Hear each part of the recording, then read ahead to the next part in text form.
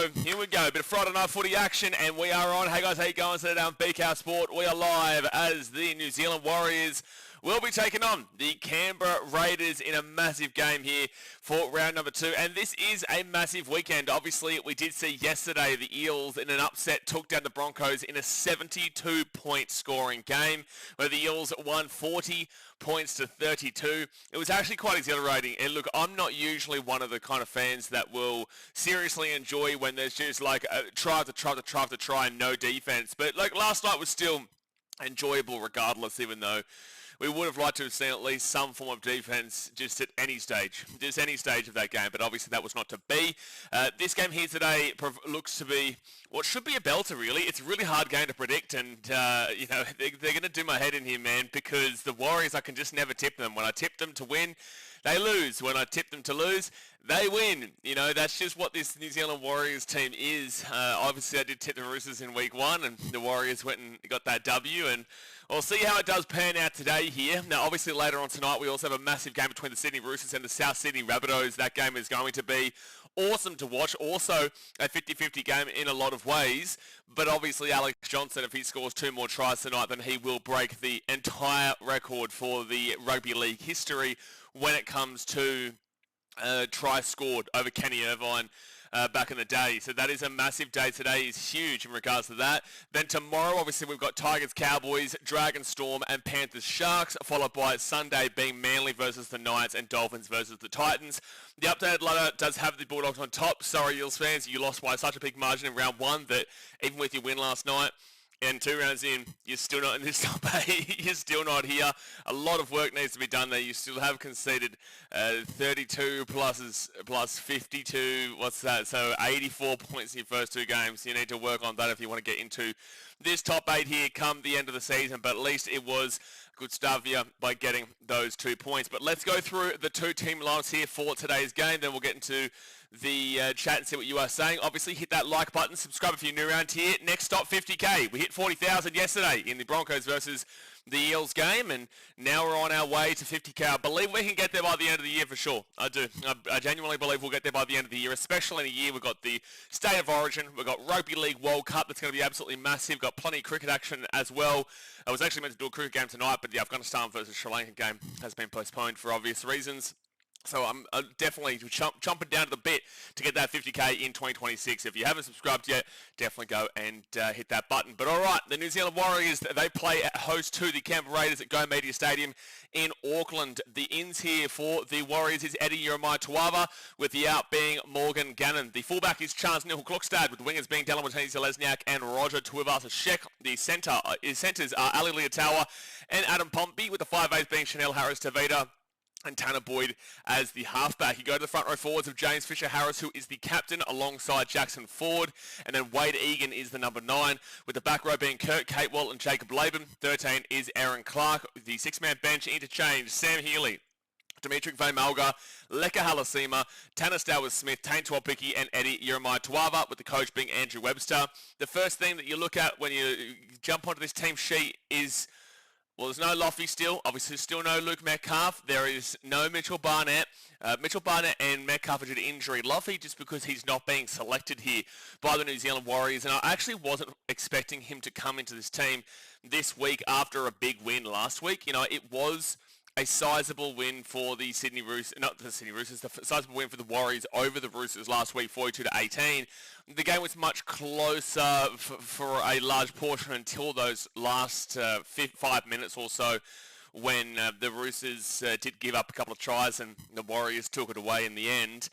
It was a lot closer of a game, and the statistics actually did show some really favourable things there for the Roosters. They just couldn't get over the line. But I was never expecting Loffy actually to come into this team this week after they put such a big score on last week. You're not going to see too many changes really whatsoever at all, and that's why you're seeing what you're seeing, and there's no point to have a winger on the bench there. Talk to Des Hasler about that. So this Warriors team is solid, man. You know, obviously I still have my hesitancies about them. You know, this Warriors team, attacking wise, aren't usually good. Last week seemed like a bit of an outlier, but at the end of the day, if they go and get a big win here, if they go and score 20, 30 plus points here, then I will start to believe in them. If they can score again above 30 points, I will actually really start to believe in the Warriors this year, because that is their biggest issue. It is their attack, the defense. You know, last week, look, they still gave up 18 points, but they didn't give up the 20, which is kind of a threshold nowadays for a high-scoring game.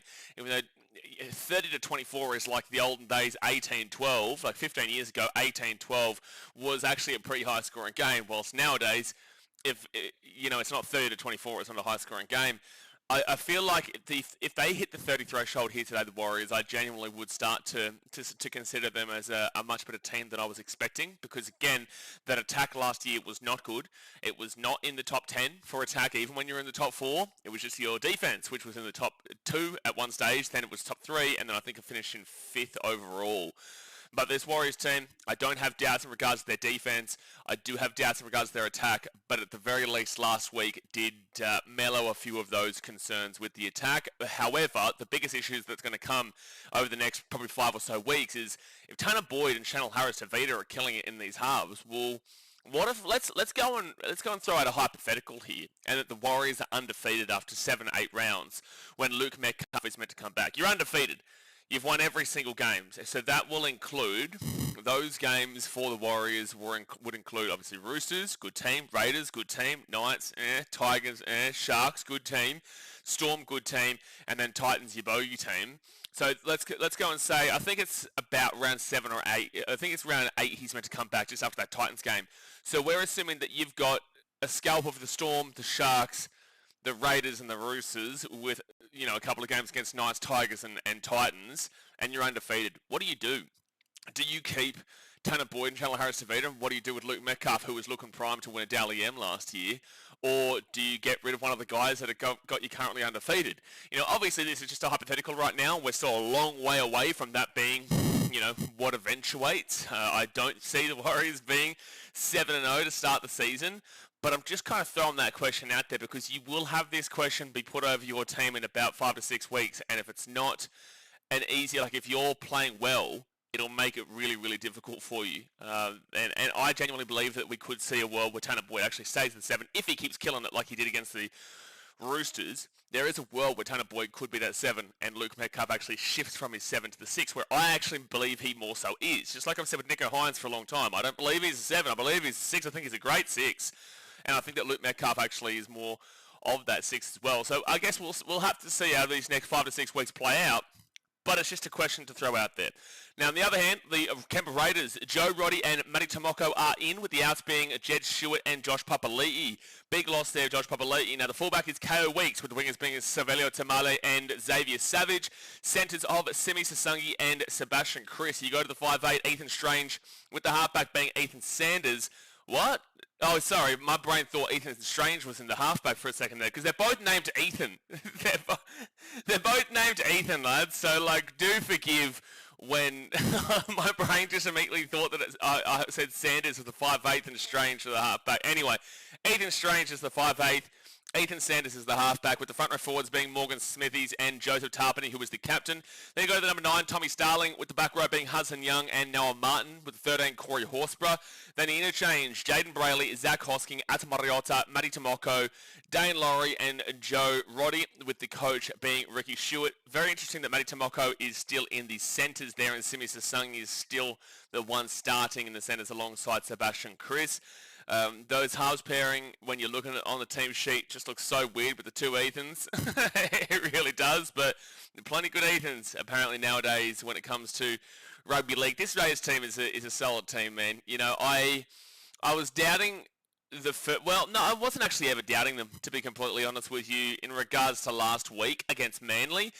Yes, I've put them in 8th position where I feel like they're going to have a bit of a drop-off this season. However, last week, I wasn't really ever thinking that Manly were just going to run away with it. You know, they did get out to a good start and they led that game 14 points to nil early doors before the Raiders came rocketing back and scored 28 unanswered points against Manly. And then with 7 minutes to go, Tolutau Kuala scored, and then with 6 minutes to go, Jamal Fogarty scored.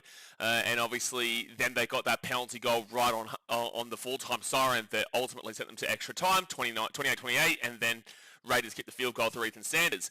The biggest thing for the Raiders is that their biggest question mark in this team has come from the halfback. Obviously, Jamal Fogarty was their halfback for many years, and then he's gone to Manly now.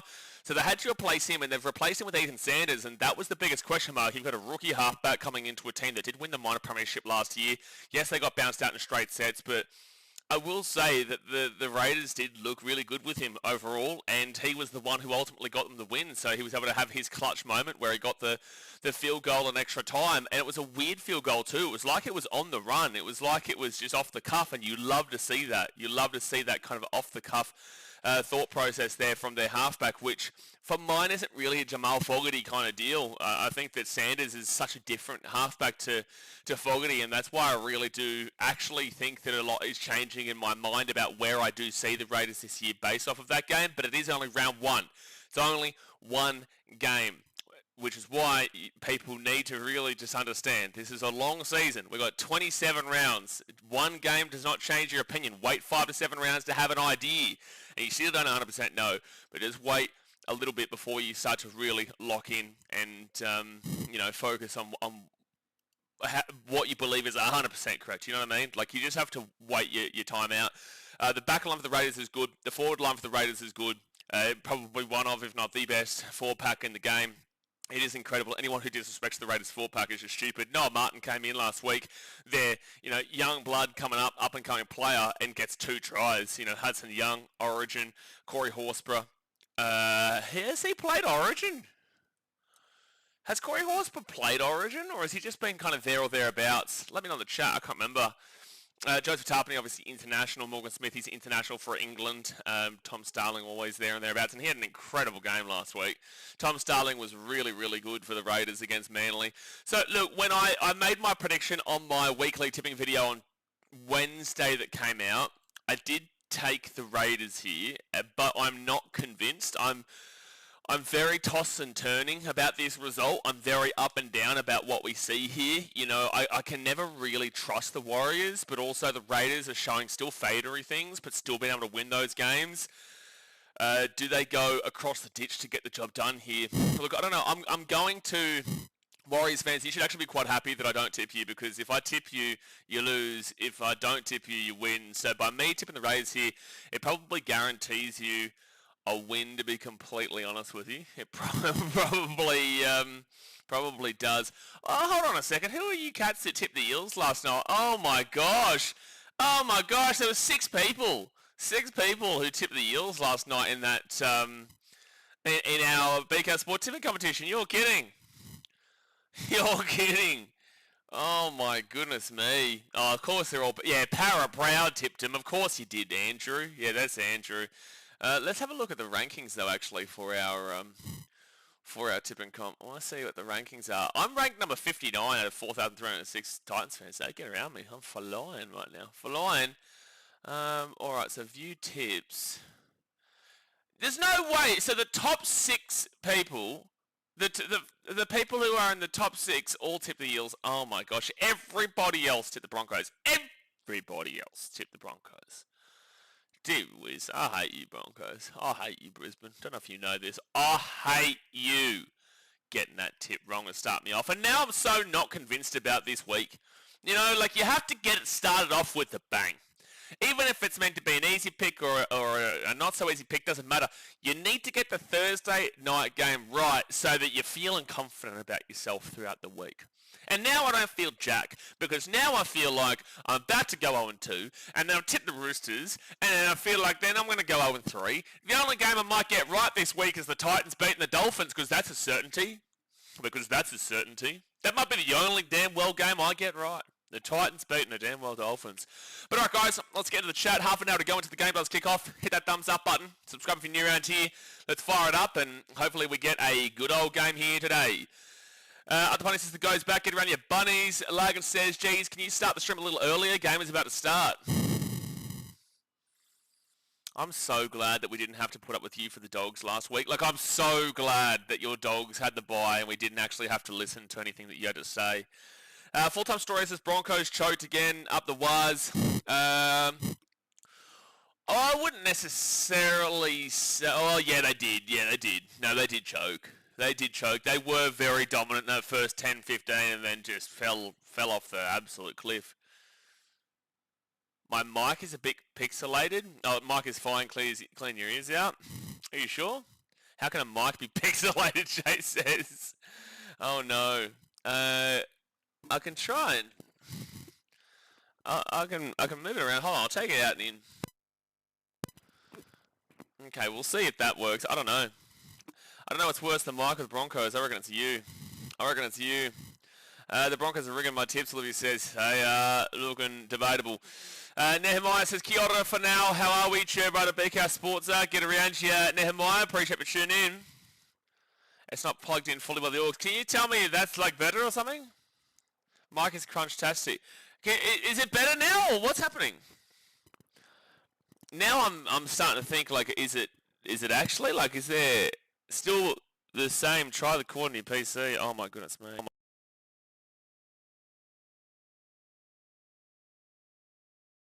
Hey, we try this bad boy. Maybe if it's cooked, bro. Oh no.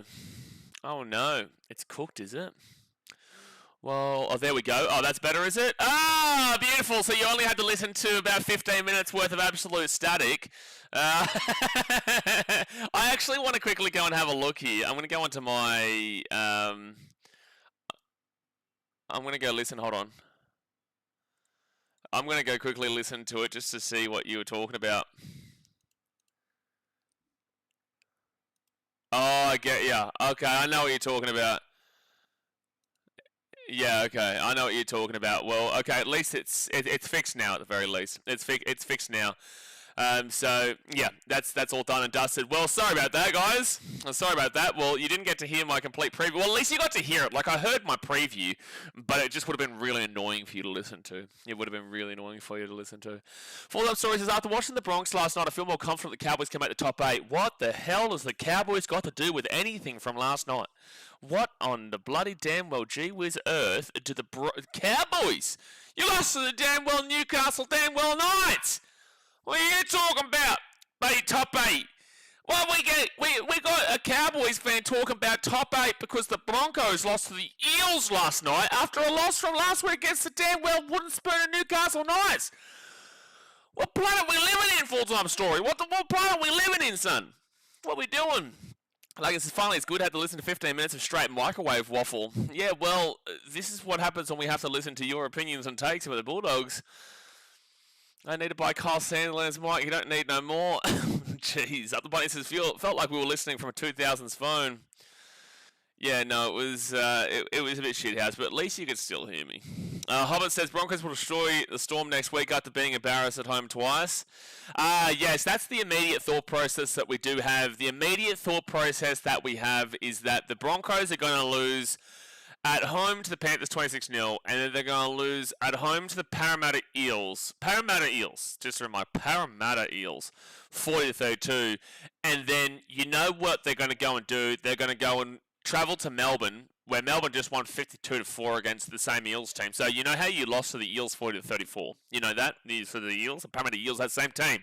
Yeah, well, they went down to Melbourne, where, funnily enough, you're going next week. Hey, hello. Broncos down there at Damien Park. Well, guess what?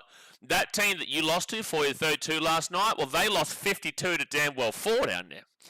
So let's not start thinking that maybe this is the one where they go and turn them over here. Do you know what I mean? Like, maybe not this is the one where we go and see them turn it over, because the same team that you lost to last night, 40-32, and got 40 points to, lost 52-4 the week beforehand, the exact same place that we're talking about here.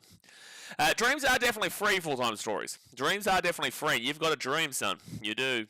X-Ray, congratulations on the 40k subs, 100k subs by the end of the season. Let's go. No, we're aiming for 50k. We're aiming 50k by the end of the year. Fire it up. Zaspy says, my man, can we get another try scorer prediction? Okay, I'll give you some try scorer predictions. I get 10% of your winnings, though. I get 10% of your winnings. I got 3 out of the 4 try scorers last night in that Broncos-Eels game. But then again, the score was 40-32, so you'd kind of expect that. For the Warriors, I will select in the back line. I'm going to go with a little bit of Roger. No, you know what? Am I going to go a bit of Roger? Yeah, I'm going to go Roger. Roger's two of us a Sheck. I'm going to go him on the wing. And then in the forwards, I'm going to back in... I'm going to back in a little bit of... You know what? I'm going to go with Jackson Ford. He doesn't mind a try every now and then. I'm going to go a bit of Jackson Ford as a bit of a loosey-goosey selection there in the front rower. So I'm going to go Roger, and Jackson Ford. And then for the Raiders in the back line, I will back in... Well, Savella Tamala didn't score last week. Ethan Strange. You know what? I'm going to go into the 5'8". I'm going to say Ethan Strange. Well, I did get Jonah Pezzett last night in the 5'8", so I'm going to back in on the 5'8 here. I'm going to go Ethan Strange for the Raiders. And then in their forward pack, I will lean with... In their forward pack, I'm going to lean with a little bit of Corey Horsburgh. I'm going to go with the big Corey Horsburgh. Get around a big horse. Get around a big bra. Get around a bra man. I'm going Corey Horsburgh and Ethan Strange for the Raiders, and I'll go Roger and Jackson Ford for the Wars. Go Roger, it's his 150th. Well, there you go, JJ. Lock him in. Lock him in, Eddie. Lock him in. Other Bunny says, congrats on 40k subs. Been watching you since 2018. Appreciate you for all the support over the years. Olivia says, I'm going to Melbourne. I'm so sorry to hear this, Olivia. I'm so sorry to hear this.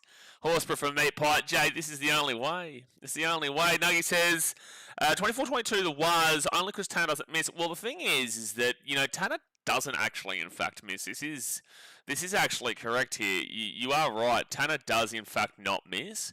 So that's a great shout. You know, it is. It's a fantastic shout there, and I just think that it's obviously, you know, just going to be the case. So, hold on one second here. Something's going wrong with my stream. Okay, that's back and good again.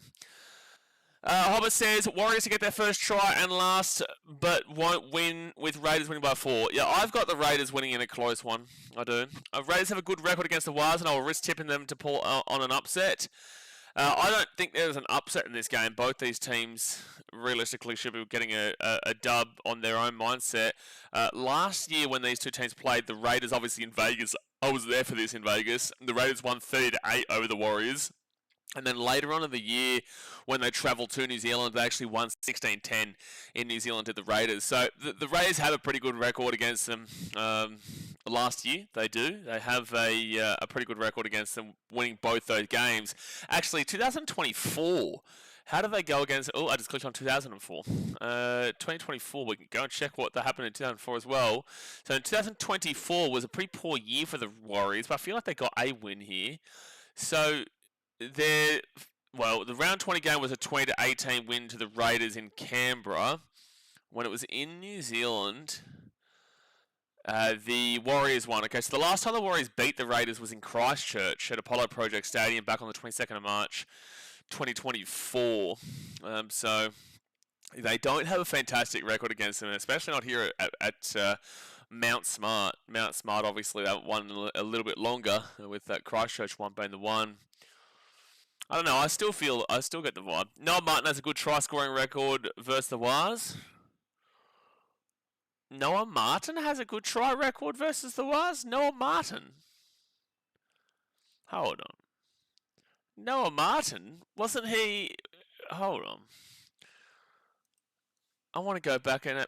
So, young Breakout debuted first in for NRL footy in 2025. Make his debut in round 12 against the Warriors. Martin would go on to play further 5 matches. Okay, so he debuted against you. So last he played 6 games, he scored 2 tries. So did he get both those tries in the Warriors game? Get around your best sport, appreciate it, man. What's put 2.073 by the way? Why are you not just best sport 2.0? Why are you not just best sport 2.0, son? What are you doing? What are you doing? What's the 7.3 for? Was this like a Japanese thing because you're in Japan? Dearie me. So did he score both those tries in the Warriors game? Because otherwise I don't understand why you're saying he's got such a good record against them. God bless Nathan Merritt with his fight with cancer. Yeah, God bless him, man. You know, that was tough to see this morning. T-Dub says, Chema, bro, Kiwi here, up the bars. Up the bars? They played well last week, the Raiders. The Wires got leg up on atrocious calls from ref. If Wires don't get leg ups again, they lose. Okay, so there's a couple of questions I've got here. One, you're a Kiwi, but you've said up the bars. Then you've said they played well the last week with the Raiders, which is like, sure, but they also only won by 1 against Manly. And then the Warriors got a leg up on a atrocious calls from the ref. I will agree, but at the end of the day, the Warriors were the better team. And if the Warriors don't get leg ups again, they lose. Well, not necessarily, but I will say, media constantly saying and putting it into your minds that the Warriors are super hard to beat at home, statistically is just simply incorrect. Statistically, over the years, they have not been an incredibly difficult team to play in New Zealand. They haven't. It's just not true. So I don't know why the media is so obsessed with saying like, oh, you're traveling New Zealand this week, you're not getting a win. I saw SEN or someone literally just before I started this stream saying like, oh, good luck winning over there in New Zealand. Man, shut your mouth. You don't even know what you're talking about. You know, that's not statistically true. The Warriors actually probably have a better away record than they do a home record. I'm sure the Raiders was on top the most last year. Yes. No, Bulldogs were. And then they fell off.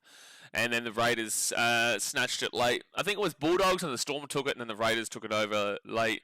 But like with that being said, the Warriors can definitely win this game, and they in their mindset definitely believe they should win this game. But it's just this common theme where people always say, and media put out like, statistically the Warriors at home, you're never going to beat them. Brother, what are you talking about? Look at some statistics first.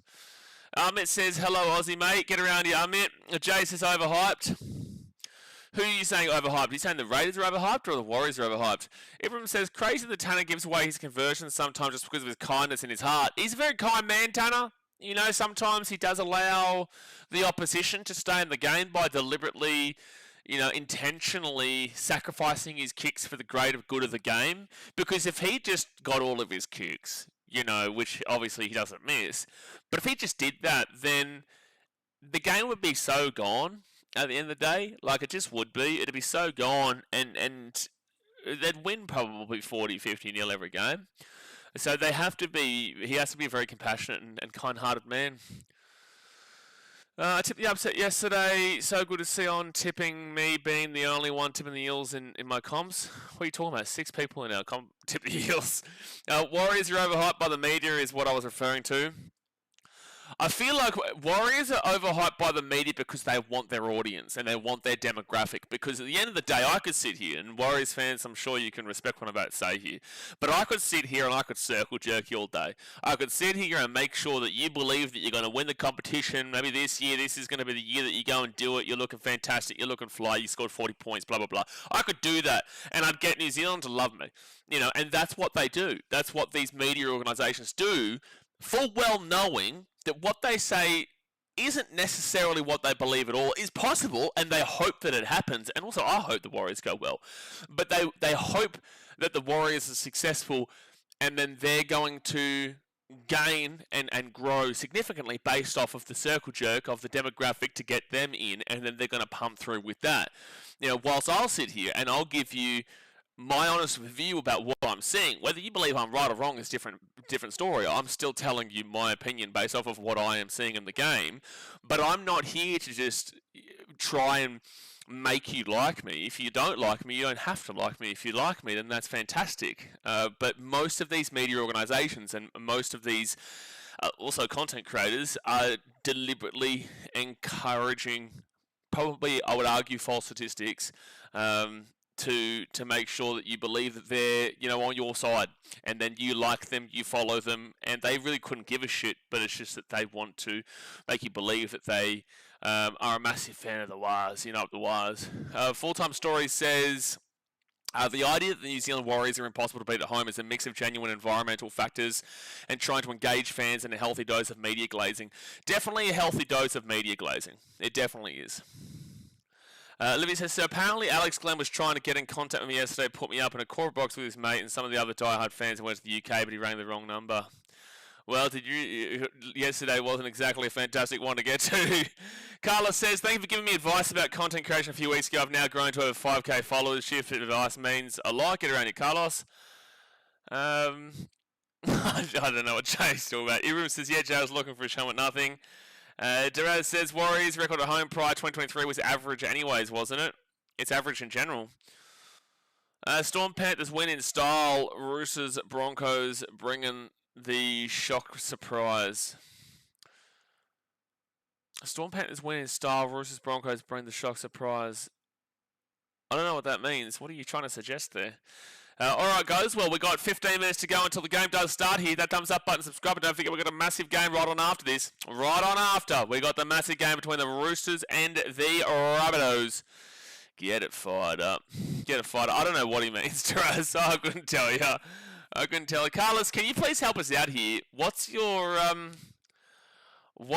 page that you've got over 5k followers? Did you say subscribers or followers? Over 5k followers. He's not talking YouTube. He's talking about maybe social media. So he's probably talking about like an Instagram or something because he wouldn't refer to YouTube as followers.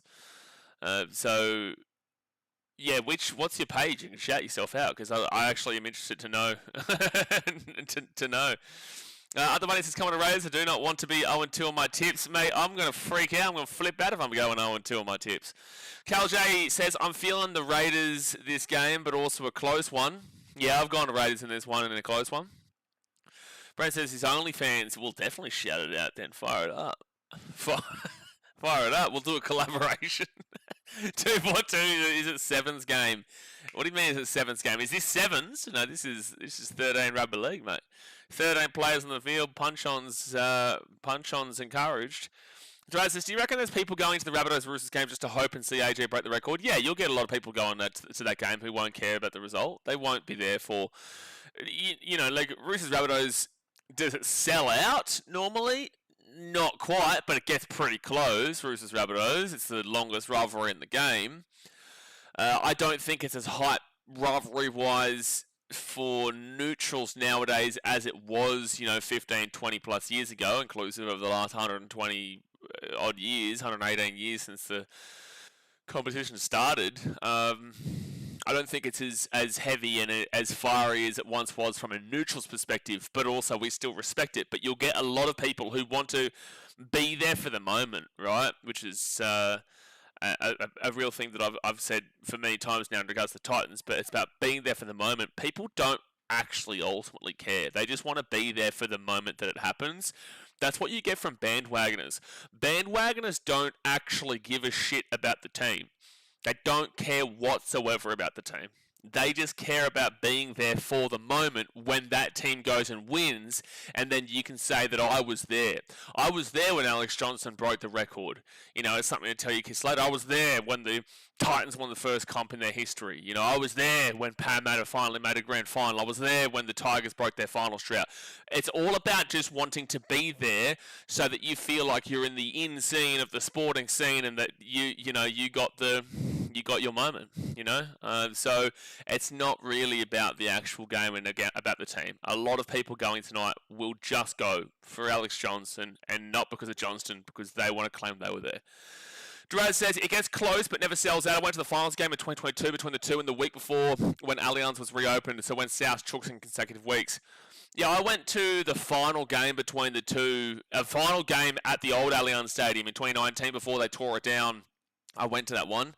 I actually sat in the Burrow. I went and sat in Burrow as a preliminary final, getting into that grand final where the Roosters obviously ended up... or was it 2018 maybe?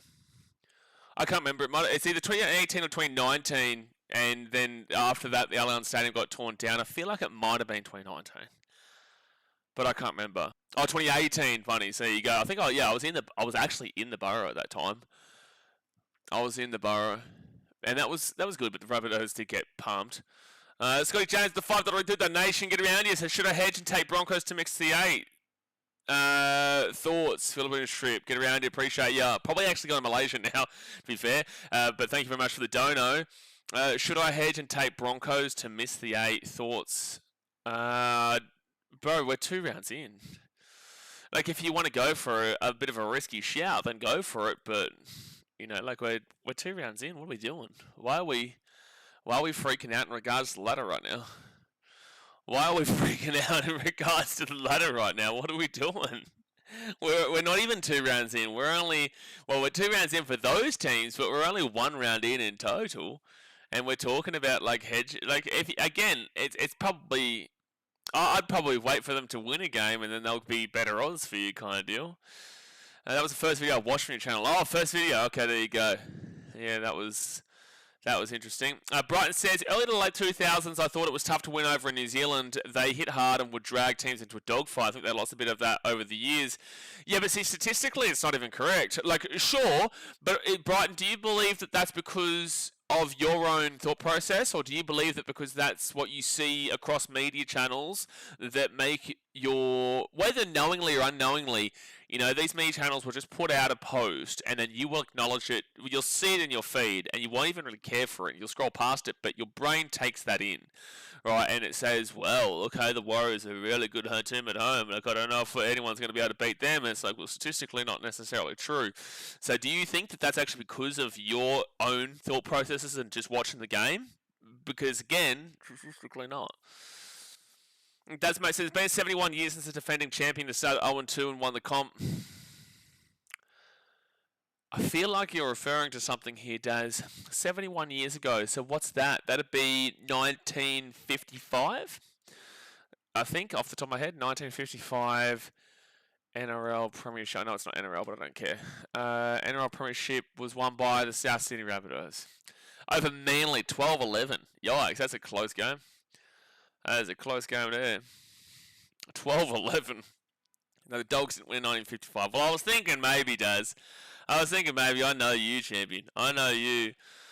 I wasn't there when the Warriors lost the final. You beat T-Dub. I was there when the Titans beat the Warriors for our only ever finals win back in 2010. Yeah, I was there. Skill Park. What a time to be alive. Hopper says, who's had the most wins in a season in this decade? Oh, Panthers. This decade? Who's had the most wins in a season in this decade? Well, it has to be the Panthers, surely. I just remember the Broncos getting pumped consistently over there when I was a kid. Can't speak for other teams. Maybe. You're talking as a kid, so you're probably more so looking towards that Stacey Jones. I don't know how old you are, to be fair, Brighton, but I feel like you're probably more so talking about Stacey Jones, early Shaun Johnson.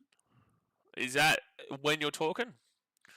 I'm actually going to quickly go get myself my my Coke Zero from the fridge, guys. Hit that like button and subscribe. The game starts in 7 minutes' time. I'll be back in 1 moment. Keep getting involved in the chat. I'll be back in a moment.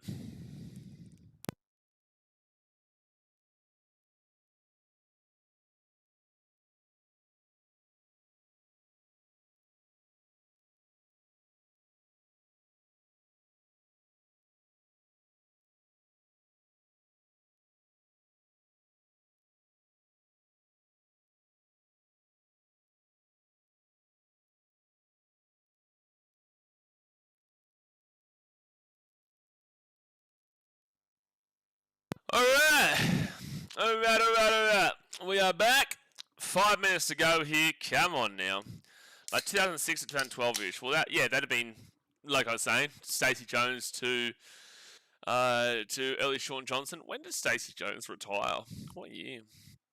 What year did Stacey Jones retire New Zealand? Stacey Jones at the end of the 2009 season, yes, I was spot on. So yeah, back end of Stacey Jones and early years of Shawnee J. Big Manu on the wing, yeah, Big Manu, Big Simon Mannering, a little bit of oh no, I was about to say Fishiahi. He's a little bit later, isn't he? Glenn Fishiahi. Who else was their team back then? They had a good team. Simon Mannering. Stacey Jones. Simon Mannering's one of the greatest players of all time. I want to go through that New Zealand 2001. New Zealand Warriors 2001. That was the grand final year, wasn't it? Was it 2001? No. Okay, was it 2000? Or was it 2002? Maybe it was 2002, actually. Lance O'Hara's a good one, Kahoma. Yeah, 2002, that's the one. Yeah, that's alright. Well, I was right in the end. You know what's funny here? I've just clicked on like the grand final on the NRL.com. I've clicked on grand final on NRL.com and it's given the two team lineups. So it's got New Zealand Warriors scoring the 45th minute. It's got Sydney Roosters scoring the 22nd minute. Craig Wing, Craig Fitzgibbon, Chris Flannery, and then Sydney Roosters scored again. There are players here that haven't been included. Why are they not telling us? Why have they just got the try scorer as the team name? Like, they've literally just got the try scorer as the as the team name, man. What's happening there? I don't know. Yeah, Lance High, Kevin Campion was good. PJ Marsh was sneaky. Ali Lauatiti. I'm not too sure how to pronounce that. Lauatiti. My boy Clinton Toops. Oh, my boy Clinton Toops. How good is he? Clinton Toops. Now, that was a man. Now, that was a man. That is a man, the old Clinton Toops. Ivan Cleary was playing fullback for them then as well. Draz says, I like the 15 to 18 scoreboards on Channel 9. I think, yeah, scoreboards, people love talking about scoreboards, man. I just don't care as much as other people do in regards to it. But the Dolphins versus Rabbitohs scoreboard was a nightmare to look at because it was very, very colour contrasty. But outside of that, you know, I don't really care too much. GTR says, how are you, mate? Let's go, Waz. Good luck. Fui Moi Moi is Parramatta. Fui Moi Moi wasn't Warriors. Panthers and Storm had 21 wins in 2021, but Panthers have had 3 20-win seasons.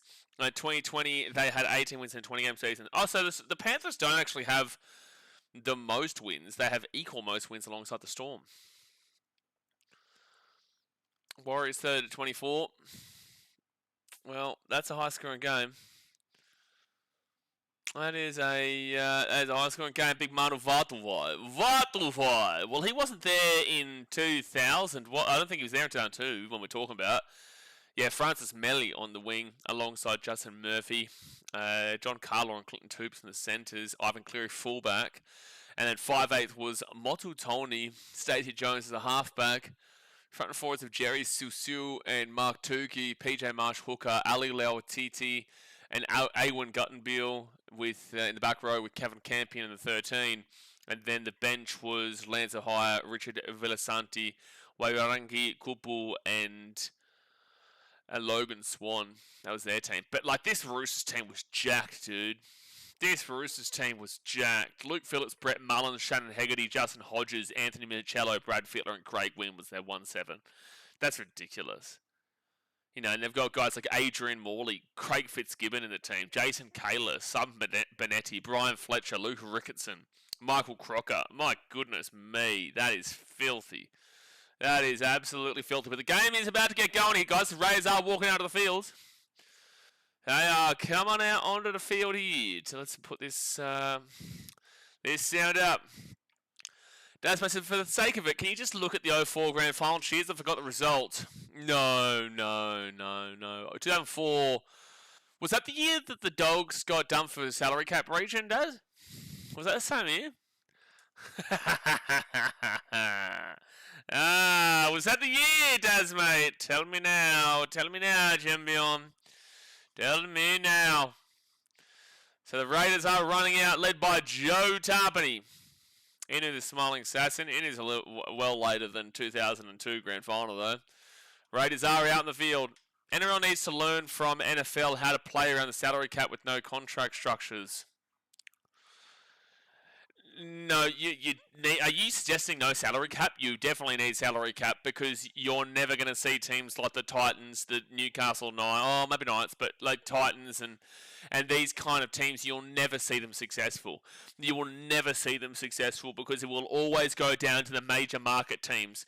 It'll always be a big market team. Tell me a team in the Premier League. Tell me a team in the Premier League that is at the top and isn't a part of either Manchester, Liverpool, or London. You know, there just isn't. The teams that always win are in the major markets. Look at the NFL.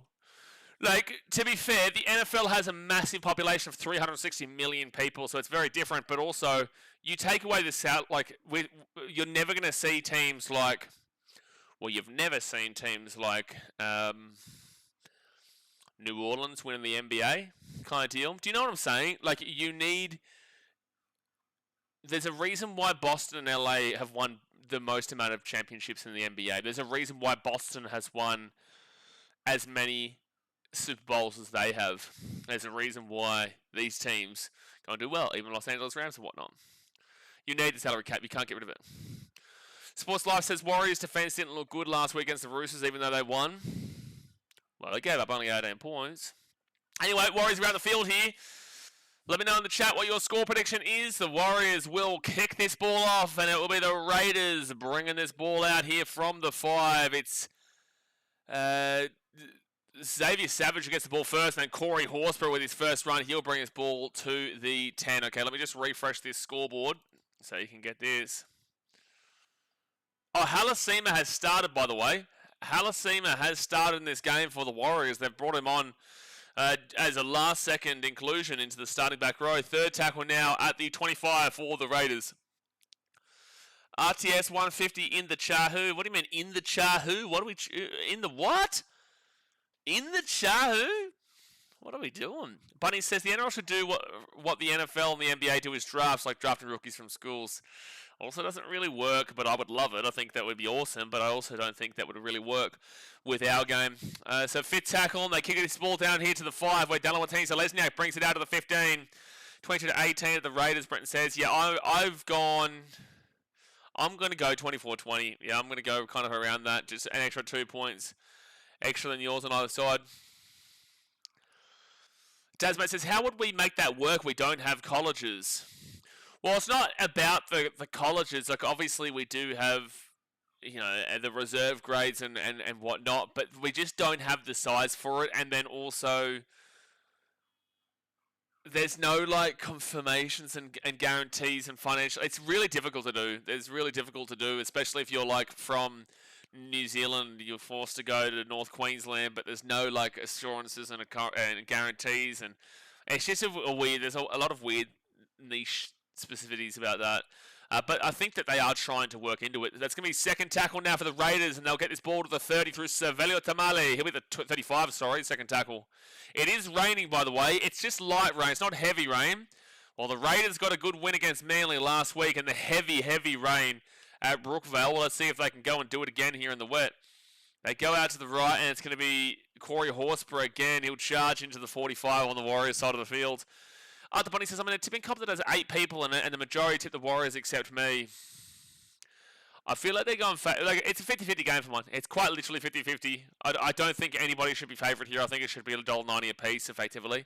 So the Raiders put that one up. It's a decent chase. Well, it was okay. It was just a good line from the Raiders, but no one really chased the ball to try and get it.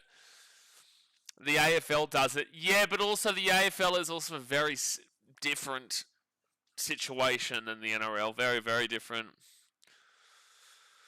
Brendan says, Capewell got injured in the warm-up. That's a blow. He was good last week. Oh, that is a big blow. Capewell was good last week, yeah. Third tackle now at the 30. You know, he's not an X-factor kind of player, but he just gets his job done at such a good level. So fourth tackle now for the Warriors, and Aaron Clark. He'll bring this ball to the 50 on fifth tackle. Sunder says, I'm in a tipping comp with 5 people, and we all picked Broncos as a KO team. I should have listened to you, Mr. Sport. Should have listened to me, Mr. Sundo. Should have listened to me. You're going to kick yourself if the Tigers go and win on Cowboys. You will kick yourself. If the Cowboys go and beat the Tigers, then it doesn't really matter. But I did say to you Tigers over the Cows. I did say. Don Evans says, AJ, yeah, we'll be live tonight as Alex Johnson goes for the record right after this. So we've actually sorted out, so once this stream finishes, it'll send you straight over there. There's like this new thing with YouTube where it sends you to the next live stream. Fourth tackle now, once this finishes. 45 metres out from their own line, Joe Tarpany. Tanner Boyd about to be on the rise. Mate, Tanner Boyd, he just does not miss that bloke. Corey Horsburgh again, making a run. He gets the offload away to Tom Starling. And again, Tom Starling was really good last week. Let's see if he can emulate it again. Fifth tackle here at the 50. And penalty to the Raiders. You're kidding. That's a massive penalty there to Canberra. Right on fifth tackle. Jacob Laban will give that one away. And right on fifth tackle, right at the 50, the Raiders are going to get a prime opportunity to go and score first. Sports Life says, are the Dragons a team that you would be happy for their fans if they do well? There is not a team that I wouldn't be happy for their fans if they do well. You know, I was even happy for Broncos fans at the end of last year. When you do as much content as I do for every single team, man, You don't have that same hatred anymore. But I don't necessarily. I would say the Broncos are the least of the lot. But at the end of the day, I was born in Cogra. Like I have a. Oh, I don't mind him. So the second tackle here at the 8. People just look at some forms of criticism that you put for teams and they think that you immediately hate them. Left-hand side, Raiders, here's good play, here's good play, here's good play. KO Weeks with the try! For the Canberra Raiders, KO Weeks will score very, very quickly. It's 4-0 with a kick to come. 4-0 with a kick to come. That was way too easy. They had just plenty of numbers. Plenty of numbers there, and the Raiders will go over through KO Weeks. Against this place, the Cogger man at heart, a dragon at heart. The answer is no to that. I was only there for 2 weeks before moving up to Brisbane. But that was way too easy there from KO Weeks and the Canberra Raiders. I'm really hoping Tigers vs Cowboys is like 69 to 70 scoreline. I don't think the Cowboys attack is as good as it once was. I don't think they're as much on fire as they have been. I think that Todd Payton's days are numbered. It was way too easy untouched. Yeah, untouched, and this is the thing. You know, so far, I haven't seen the Warriors missing any tackles. Well, Ethan Sanders with the try assist as well, mind you. It was a good pass from Ethan Sanders. He's looking really good. He's looking really, really good. He's set up beautifully from Ethan Sanders. And Noah Martin, he is a player, dude. He has been a player this year so far. I know we've only seen him for 87 minutes, but we've seen him for 87 minutes and he's got 2 tries, and that was an amazing run just then. Which stadium do you think the Dragons would choose for a home final, Jubilee or win? Cogra. Jubilee. I think they would get it at win. Even though I think that Wollongong... Well, actually, I ask you, 2019, 2018, the likes, where'd they play? Was it Cogra? Or did they play... No, they went to Suncorp. They didn't play home 2019. I also don't even believe after this year you're able to do that. I think that you would immediately go to Allianz. Because they're changing the rules for, like, Sharks and Manly. After this year, I don't believe we'll be able to play at home at Sharky Park or Brookvale. Because of the capacity of the stadiums, that would apply to the Dragons as well. This Sanders looks good. He does, Brenton, he does. So first tackle now for Canberra. They're at the 25 on their own side of the field. Minty getting around the Warriors, 100%. Kia ora, bro. Well, good luck. Good luck to see if they can do it. But right now it is 6-0 to the Raiders. It's been very quick. By the way, have you seen that... So the reason why I think about this is because of the sideline reporter here, Taylor Curtis. Have you seen this? That Warriors creator. She used to be a reporter, very attractive, but it's like she makes it her entire personality on Instagram. Every time I'm scrolling on Instagram, I see Fox League didn't want me because of how sexy I am and stuff like that. And you're just like, what? What's happening? And I see it all the time. It's like every single post. All power to her. That's going to be a penalty here to the Raiders at the 10. Oh, Biffo, someone throw an uppercut, you cats. Throw an uppercut, you cats. Have you guys seen that? Some reporter who got the sack for whatever reason is now blaming it on it because she was too good looking or something. You seen that? So the Raiders are going to get a penalty here for obstructing the kick chase. A little bit of a bivo there. He is looking at Sevilla Tamale and blocking off his run, so it is the correct penalty. This is sorry who. I can't even think of a name. Sandra, I think you know who I'm talking about. I also don't want to call her out. I'm not having a crack at her. I just find it very, very funny. So the Raiders now, they're going to be 8 metres away from the line. Again, Canberra can't get away from these wet conditions right now. Full-time Swiss is her entire personality. So you know who I'm talking about, do you? Second tackle now, 5 metres away. I've seen that. Thought it was someone pretending to be her. That's funny as. No, it's her. Out to the left. And Ethan Sanders here. 5 metres out. Gets off on the way. Tom Starling looking for Noel Martin. But Starling will be taken out of the 5 on third tackle. 8 minutes gone. I'll show you after that, Sunday. Corey Horsburgh, Joe Tarpany. And Tarpany, that wasn't a great run at all. Gets the off-field away to Corey Horsburgh, though. Here's the horse. He's looking, he's running, he's dodging, and he gets taken down to the 10, fourth tackle. 8.5 minutes in. 2 more tries tonight, Paradise. 2 more tries. We'll be live for it. Ethan Sanders, Noah Martin, look at him go, dude. 2 metres away, fifth tackle, and it's a Oh no, there's an injury here. Oh, God bless. Who is this? Is this Harris Tavita? Who is this? Who is this? It is Channel Harris Tavita. Yeah, he just gets head in a really awkward position. You hate to see that. Harris Tavita, unfortunately, is down here. He's not going to come back here today, lads. This is brutal to see. So who's going to come into the halves here? He's not back today. Unfortunately, guys, Harris Tavita's not coming back today. He is down, and this is like really concerning scenes. I hate looking at this stuff. So who would come in then? Like, do you put Tane to a Pookie to the fullback and then Chance into the 5? I think, or Chance in the 5'8"? Yeah, I reckon you're going to probably put Chance Nickel Klukstad into the 5'8", and you probably put Tane to a Pookie. No, Tane to a Pookie's not here. No, he is here. He is here. Yeah, you'd have to put Tane to a Pookie on here. You'd have to put Tuapiki on. Jim Jam's at the wires. He flattened in the big Noah. He's a monster, Noah Martin, man. He really is. He's a monster.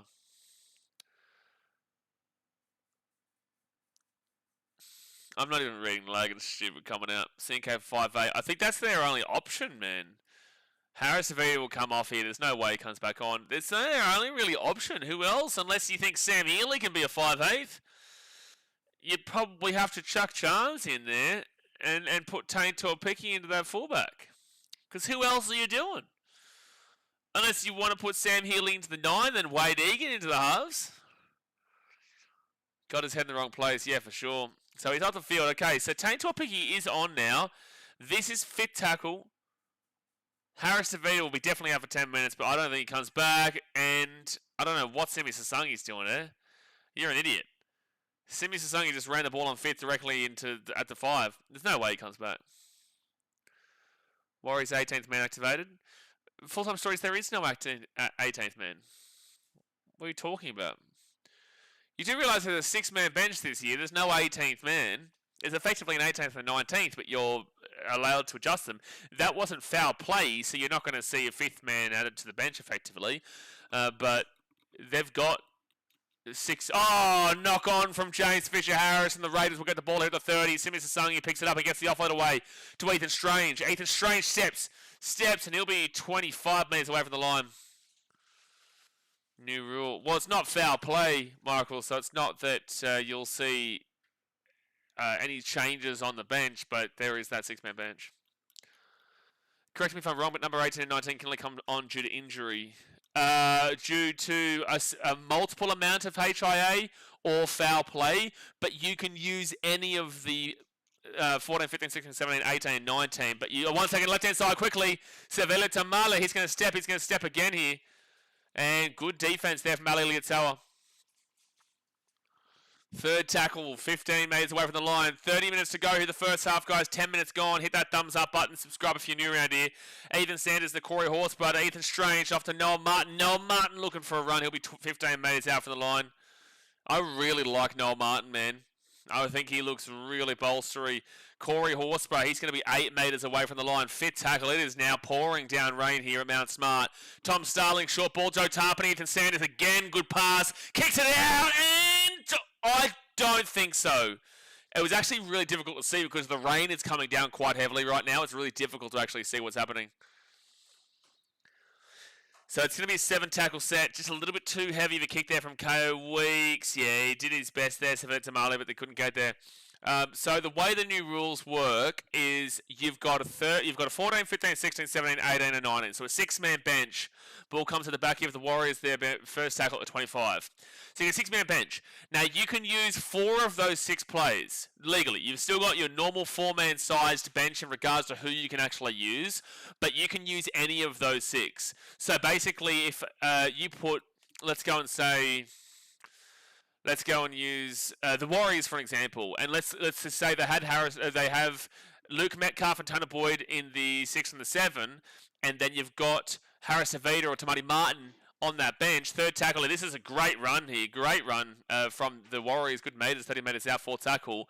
And then you see, say, Metcalf get injured or Boyd get injured. You wouldn't have necessarily used Tamati Martin before. You might have used it all on the forwards in regards to the bench. But now, because of the injury, if you've still got that available, you then put straight away in Tamati Martin or you put in Channel Harris-Avita. Fifth tackle here at the 25. Do you understand what I'm trying to say there?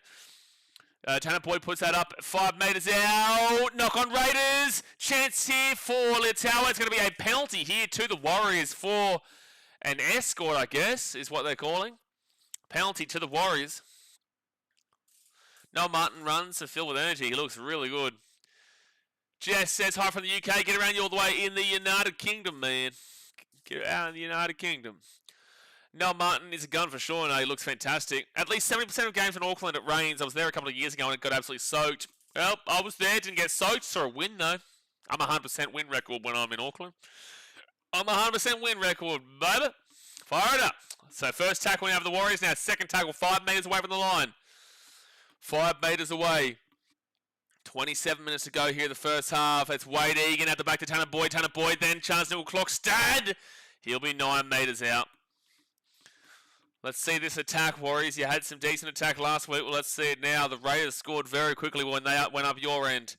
James Fisher-Harris, he's 10 metres away from the line. Fourth tackle. 6 again here for the Warriors. Well, you had to score.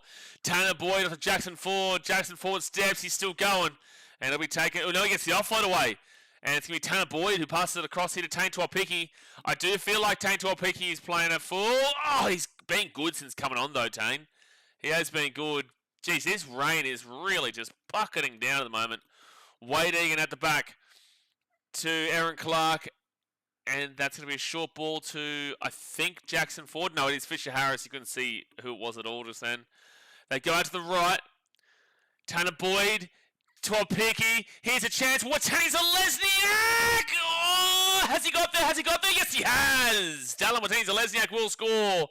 Geez, that was really difficult, man. That was a difficult try. It's so hard to actually see a lot of this game because of how heavy the rain is. But the Warriors will score through Dallin Lesniak. And it's 4-6 here with a kick to come for the Wars. That was good there from Dallin. Tanner, Tane, Leotawa, Lesniak. And it just comes down to the discipline from the Raiders. They just kept giving the Warriors those opportunities. You kept giving those Warriors the opportunities, and when they get the opportunities like that, they're going to take it. That was really good to see Lesniak just embrace the contact. You know, he could have really just tried to back down his speed and try to beat out Savelio Tamale, which I don't think would have been able to work. It would have been 50-50. It would have been very dicey. But he could have easily backed himself and then it'd be 50-50, but instead he decided to back his physicality rather than his speed, and that's what's got him over the line.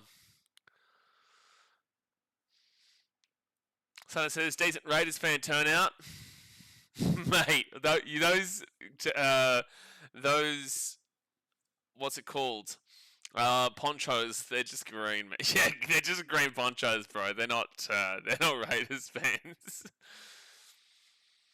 Tanner looking good. He looks fine. Gary Laurie. Great game. I still remember I tipped Titans that game. It's a good one. Had a great time that weekend. Lorenzo says, hi, mate. What do you reckon the odds that Broncos end up wooden spooner? That's just not happening, though, is it, Lorenzo? That's just not happening. $1. Love your bucket hats, Minty. Well, lock yourself in one. The link is in the description.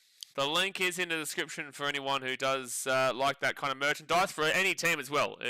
Every single team in the NRL and also all cricketing nations and whatnot are on there. So go check it out in the description. Mitchell says, unfortunately, he'll be forever known as the second best Watene-Zelezniak. Yeah, look, I don't even think that most people know Malachi Watene-Zelezniak exists, Mitchell. So I know he exists, get around him, but I'm going to say that everyone's going to remember Dallin Watene-Zelezniak, whether it be for good or bad reasons, mind you. But I don't think many people know who Malachi is. Laurie says, if Dallin Watene-Zelezniak has a good year this year, will he get chosen for the Kiwis or actually Matamata Tonga? Well, definitely not for the Kiwis. You know, they're definitely sorted in regards to wingers. And then in regards to Tonga, they've got what? Sione Katoa and Ronaldo Mulatalo? Mulatalo is Tonga, no? I don't see Dallin doing doing either, but you'd have to have a much better opportunity of getting into Tonga. But who's the Tongan winger? It's Sione Katoa and somebody else. And I feel like it's usually Sione Katoa and Ronaldo Molitalo. No, Molitalo's New Zealand, isn't he? Who's the other wing in Tonga? The wing in Tonga. Who's the other Tongan winger? So Warriors on 4 tackle. They're going to be at the 40 on their own side of the field. 16 minutes gone here. Tane Tuapiki steps, and he's going to be at the 45 on the Raiders side of the field now. Oh, Daniel Tupou. You're not getting into Daniel Tupou. Sione Katoa and Daniel Tupou aren't going to move. Daniel Watchalong not making any team. In regards to that, compared to the two. Love to be proven wrong. Go and have an incredible year this year. But I'm just waiting for the moment the Warriors lose a game and Warriors fans blame him ridiculously. It pisses me off every single week. I defend him every single week. Daniel Watchalong is not a fantastic player overall. Like, he's not the most balanced player overall, but he is so overhated, it's ridiculous. Every single week, third tackle for the Raiders at the 35. It's always his fault. It's always he's the one coming off his line defensively. Not necessarily true. There are so many times that people will blame Dallin for coming off his line without realising the centre has jammed in. So if he doesn't come in to protect his centre jamming in, well, then they're just going to score through the middle of where the centre would have been, and the winger, they would have gone straight through that hole. But by going inside, he then leaves his wing open. So they'll score on the wing. Coming inside on that occasion, and then the winger scoring on the corner, if the centre is jammed in, that try where he scored on the corner and him being off his wing is not actually Watene Zelezniak's fault. It's more to the centre where the winger has had to choose to come inside. Because it's a lose-lose situation. They score here or they score there. You know, which one do you choose? So I'm going to go inside with the centre and hopefully make the play where they don't pass it out to the winger kind of deal. And that's what I hate about this common notion that gets spoken about with Watene Zelezniak and wingers in general. Wingers in general. 4 tackle now for the Warriors at the 45. People don't understand that a winger being off of his wing, that's 6 again here for the Warriors, that's huge, the 45. A winger being off his wing does not necessarily mean 100% that it was his reasoning for being off of that wing. It doesn't mean that it's just his fault for being off his wing. It probably, I'm saying probably majority of the time, is because the centre has come in. So the second tackle here for the Warriors, and they're going to be at the 25 now on the third tackle. AFB Tonga. Adam Blake's definitely international. Tanner Boy at the back now. They go quickly. Knock on Roger. Knock on Roger at the 20, and the Raiders will get the ball here 20 metres out from their own line. Bro, Ponga wants to play the Kiwis. Very interesting thought process here, Minty, because I feel for Keano. I do. I feel for Keano. 18 and a half minutes gone here. He'll be Raiders bought their own 20. It's pouring down rain right now. But I feel for Keano. He's such a good player. Didn't have a great week 1 for the Titans, but nobody in the Titans team played well. They might win by 80 this week against the Dolphins, though, guaranteed. But I feel for Keano, but you are taking Kalen Ponga every day of the week right now for Keano. Keano will be their long-term fullback, but then again, how old is Kalen Ponga now? What's he like, 28? Kalen Ponga age. 6 again of the Raiders, 27. He'll be 28 in 17 days, so I was right. So he's 28, he's got a few years. Well, you can't... Oh, 1 second. Update on Harris Tavita. Second tackle at the 30. Yeah, Harris Tavita is not going to be back today. He's out for a Category 1. So we won't see him tonight, and we won't see him next week either for Harris Tavita. God bless him, man. 20 minutes gone in the first half. 20 minutes to go of the first half. Hit that like button. Subscribe if you are new around here. We've got Roosters Rabbitohs right after this in the big game. But the Raiders, Ethan Sanders gets it off here to Ethan Strange. And Strange has lucky he's not lost that ball there. Kate got injured in the warm-up, small buddy. He got injured in the warm-up. Fifth tackle here at the 45. Maintains great analysis, bro. Well, most people just don't understand those things, and it's not me trying to say that's going to be a 7 tackle set here for the Warriors. That was far too long. It's not me trying to get like an ego boost in regards to, oh, I know more about rugby league than you do, but it's just me telling people who don't know, please don't just look at a winger and think that the winger being off of his wing, it's only his fault. Like, it's a reason why it's a team game, because the winger doesn't always have to... The winger actually doesn't usually make that choice. It's not actually the winger's choice a lot of the time.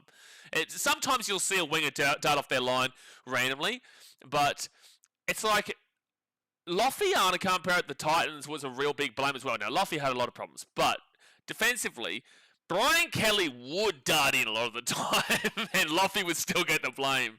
It really does come down to the centre and what they choose to do. If you miss a tackle on your wing and yours... Oh, he's lost the ball there, Jackson Forge. The Raiders are going to get the ball, and it's a penalty to the Warriors for a high tackle. That's huge. That's huge. That is massive. Well, you'd consider the two here. You're about 35 out right in front, 35-40 out. Well, arguably that was a forward pass from Wade Egan to start off with. There's nothing wrong with that tackle. Oh, you could argue Joe Tarpany, though. Sorry, I thought they were talking about the first one from Hudson Young. That's fine. That tackle's fine from Hudson Young. And then I guess you're probably going to argue that Tarpany could be a penalty bin. It does hit shoulder to head there from Tarpany, but Hudson Young's tackle was completely fine.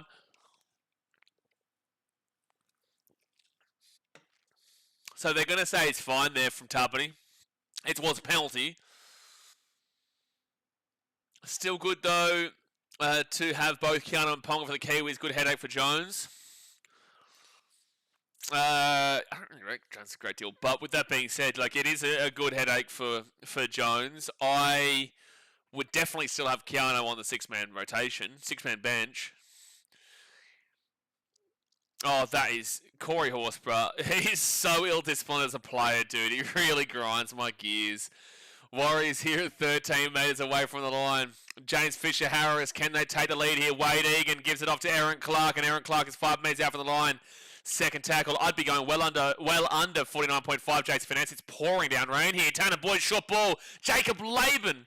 6 again. First tackle for the Warriors, 5 metres away. Wade Egan out the back to Tanner Boyd. Tanner Boyd, short ball. Fisher-Harris, good play, good passing, good passing. They got numbers. They got numbers galore. Ball's going to hit the grass, and Roger Tuivasa-Sheck will knock the ball on again. But you can't blame Roger for that, man. Pouring down rain. Ball hits the grass, bounces up awkwardly, tries to grab it, knocks the ball on. You just can't, for mine, blame Roger Tuivasa-Sheck there. You can't. Can Keanu play 5'8"? No. And also you've got Jerome Hughes and Dylan Brown. There's no way you're changing that up. Dylan Brown and Jerome Hughes, 6 and 7. You're not complaining with that at all. Yeah, the line at 49.5 is ridiculous, but he's not saying the line was 49.5. He's saying the line is 49.5 right now, which is ridiculous. And Daz, mate, we'll be seeing you in 5 minutes, champion. We'll be seeing you in 5 minutes there, buddy, old Paolo Bucco. See you later, Daz. We'll see you in 5 minutes. We'll see you in 5 minutes. Second tackle now for the Raiders, and they're going to be at the 23. Get off to Joe Tarpany, and Tarpany to the 30 on third tackle. It is exactly the same conditions they played last week against Manly. I would argue that this is a little bit... Oh, good run by Hudson Young. Wow. I don't know why the Warriors didn't get up in defense just then. Go left. You got numbers galore. You got numbers galore. They're going to kick it, but you had numbers. Aiden Sanders whacks that up. This is going to be hard under pressure, but he gets that ball. Tane Tuapiki, he's been good today since coming on. Wow, he just got dragged all the way back to the 10. That's amazing tackle there from Savelio Tamale. Gordon Tallis-esque, and Delamatini Celeste now brings the ball to the 15 on second tackle. No, he's not. Olivia, no he's not. No he's not. I know, Daz. He is our biggest abuser of exactly what he was trying to do here on that channel, on this channel. I know what he's doing. Oh, it was JC. Okay. Well, when you say over 49.5 question mark, I'm assuming you're about to place a bet, and you're asking what you would think that you should do based off of like my opinion or something like that. But 49.5 was ridiculous. I would go well under. And it's only been 10 points so far as well. And there's 55 minutes to go. And it is pouring down rain. And this looks like an absolute grind. Big year. Anyone can be injured before Rugby League World Cup. Hopefully Keanu gets to pick the man, get around him. Yeah, Caitlin doesn't exactly give you confidence in regards to injuries. But I will never predict injuries here. I will never assume injuries. God bless everyone. I hope they all are fit and healthy at all times. You want to see the best on the field at all times. And Raiders, Simi Sasangi. Oh, get the off-fight away. Sebastian Chris is right there, Simi. It was right there. Zach Hosking onto the field. He'll get this ball to the 44 on fourth tackle. Thompson, this is actually a really interesting game right now. I'm really liking this game. Hudson Young to the 45 at fifth tackle. And hold on. HIA. HIA for who, though? Yeah, but HIA for who, though? James Fisher-Harris. Fisher-Harris is going to have to come off the field here for the next 10 minutes, guys. Or 15 minutes, I think it is. So he won't be back this half. That's a big blow for this this Warriors team. Their captain, James Fisher-Harris, will come off with the HIA. I think he'll be fine, but he has to come off. Is there a rugby game with NRL in it? What do you mean, JC? Is this a bottom or a top team? What a weird Instagram video. Ty says, I want Reece Walsh in Queensland and Kenny and Kiwis. Get KP out entirely. What's with the hate on KP? He's a fantastic player. Why do you hate KP? And that will be... He can't get his foot back in the goal, so that's going to be first tackle out the 12. So have they scrapped the rule where you can't switch from one tier to one nation to another? I don't really know, honestly, man. Like there's just so many different rules 24/7 in regards to eligibilities, and now we've got Adam Fanua-Blake who's available for New South Wales, and we've got Britt Nakora who's available for Queensland, and it's funny that Tamalolo wasn't allowed to play for Queensland back in the day at their prime, so why is it now that it's possible? And Molitalo still can't play it, and Herbie Farnworth obviously can't play it either, so it's not like it's a free-for-all. It's not a free-for-all that anybody can play Origin. Good kick, 40-20 attempt. But the Raiders will get the ball to 15, and Kale Weeks brings that into the 20. People are getting confused and thinking it's just a free-for-all when any Englishman can play, or any Kiwi or Samoan or Tongan, Papua New Guinean, all these places, Fiji. It doesn't matter where they're from now. They can all play. It's not necessarily true. There is still restrictions and eligibility clauses and whatnot, but it's very difficult to know the specific rules and specific, ultimately what's happening right now, because it's just so much. There's so much change, bro. There's just so much that changes all the time. Raises her away. He raises her away. And they're away. Ethan Strange to the 40, 35, 30, 25, 20 steps. Slips over. Probably scores if it was a dry track, but slipped over in the wet weather. Fourth tackle now for the Raiders. Why would you go short side? Well, Noah Martin, that's why. He's going to be 4 metres out from the line. Fit tackle, but why would you go short side? They had to go left. What are you doing? They kick this ball through. I don't know. What the Raiders just bombed a try. The Raiders have just absolutely bombed a try there, man. That is horrific stuff. Like, I guess you want to go to Noah. But what is with teams? Every single time you make a break, please spread it to the opposite side of the field. You have to spread it to the opposite side of the field. Why would you go short side? In what world do you go short side? Yeah, that comment didn't need to be removed there from Ty, by the way, Brenton. That comment didn't need to be removed. He's still entitled to his opinion on KP. I just don't understand why he's put that there. Because he Raiders. I just don't understand why they would go short side. That makes no sense to mine. So first tackle here for the Raiders. They're 30 metres out from the line.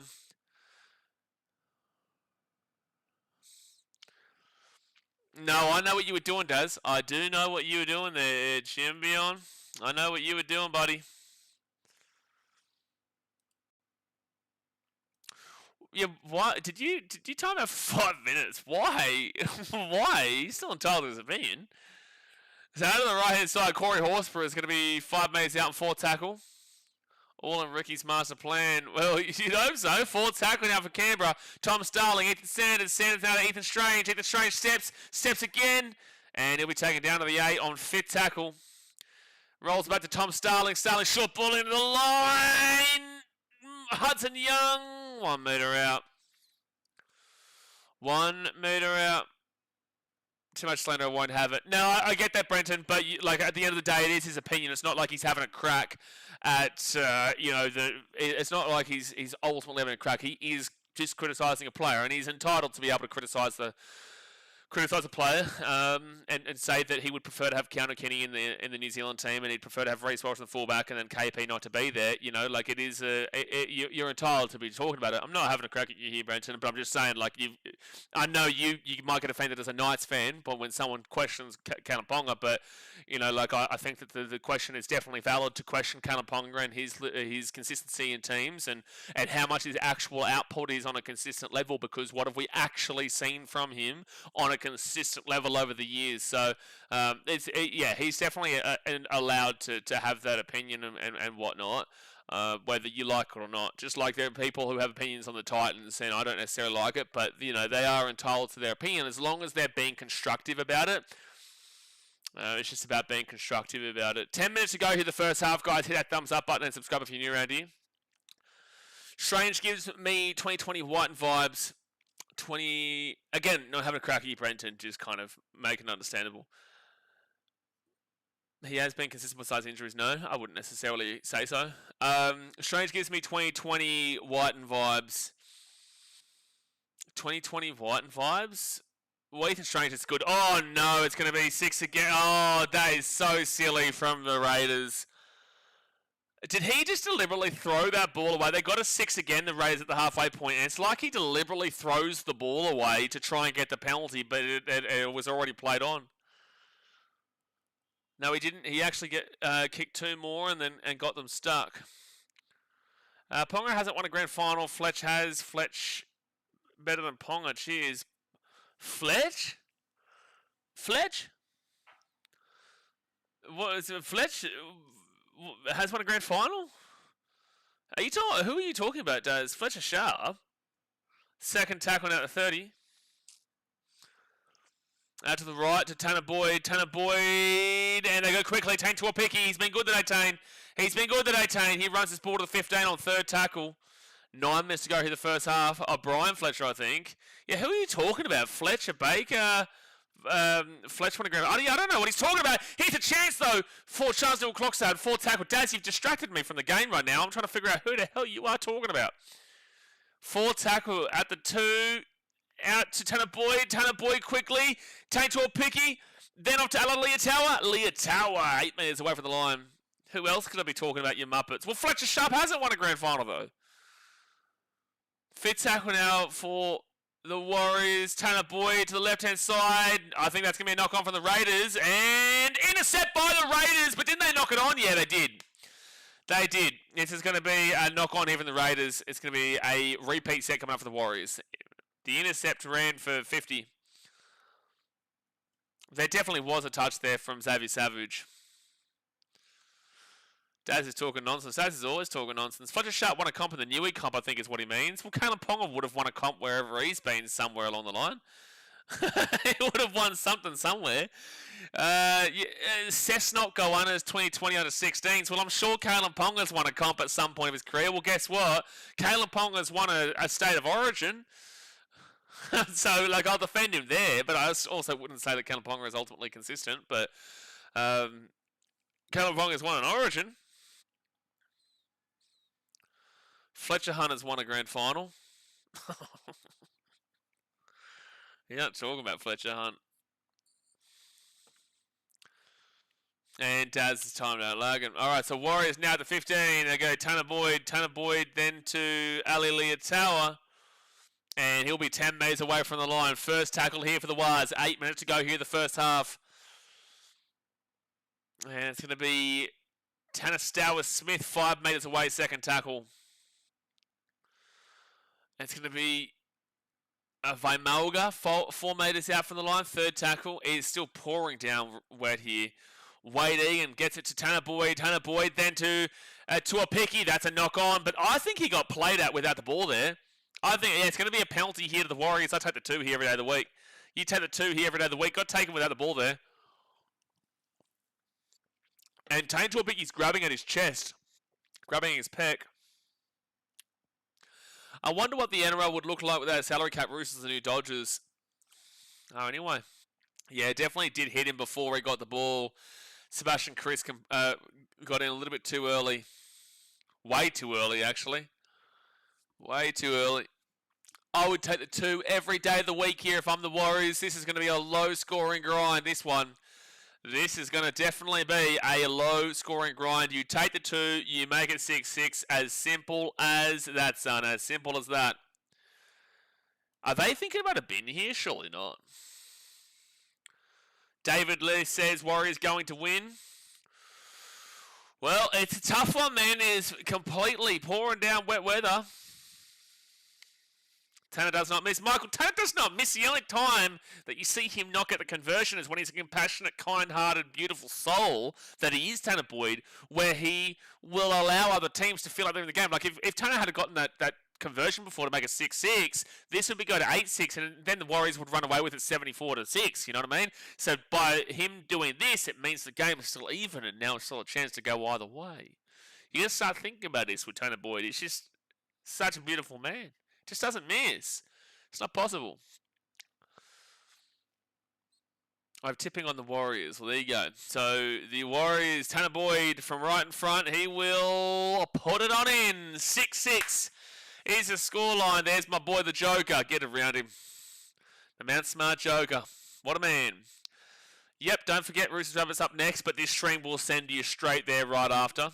Once the stream finishes, it will send you straight across there. Hudson Young's getting a warning from the referee right now. Is there a bet tab for Rabbits fans storming the field? I'm sure there would be. I think it's better for Alex Johnson to break the record next week at Gosford. I really do. It's Rabbitohs' home game at Gosford against the Tigers.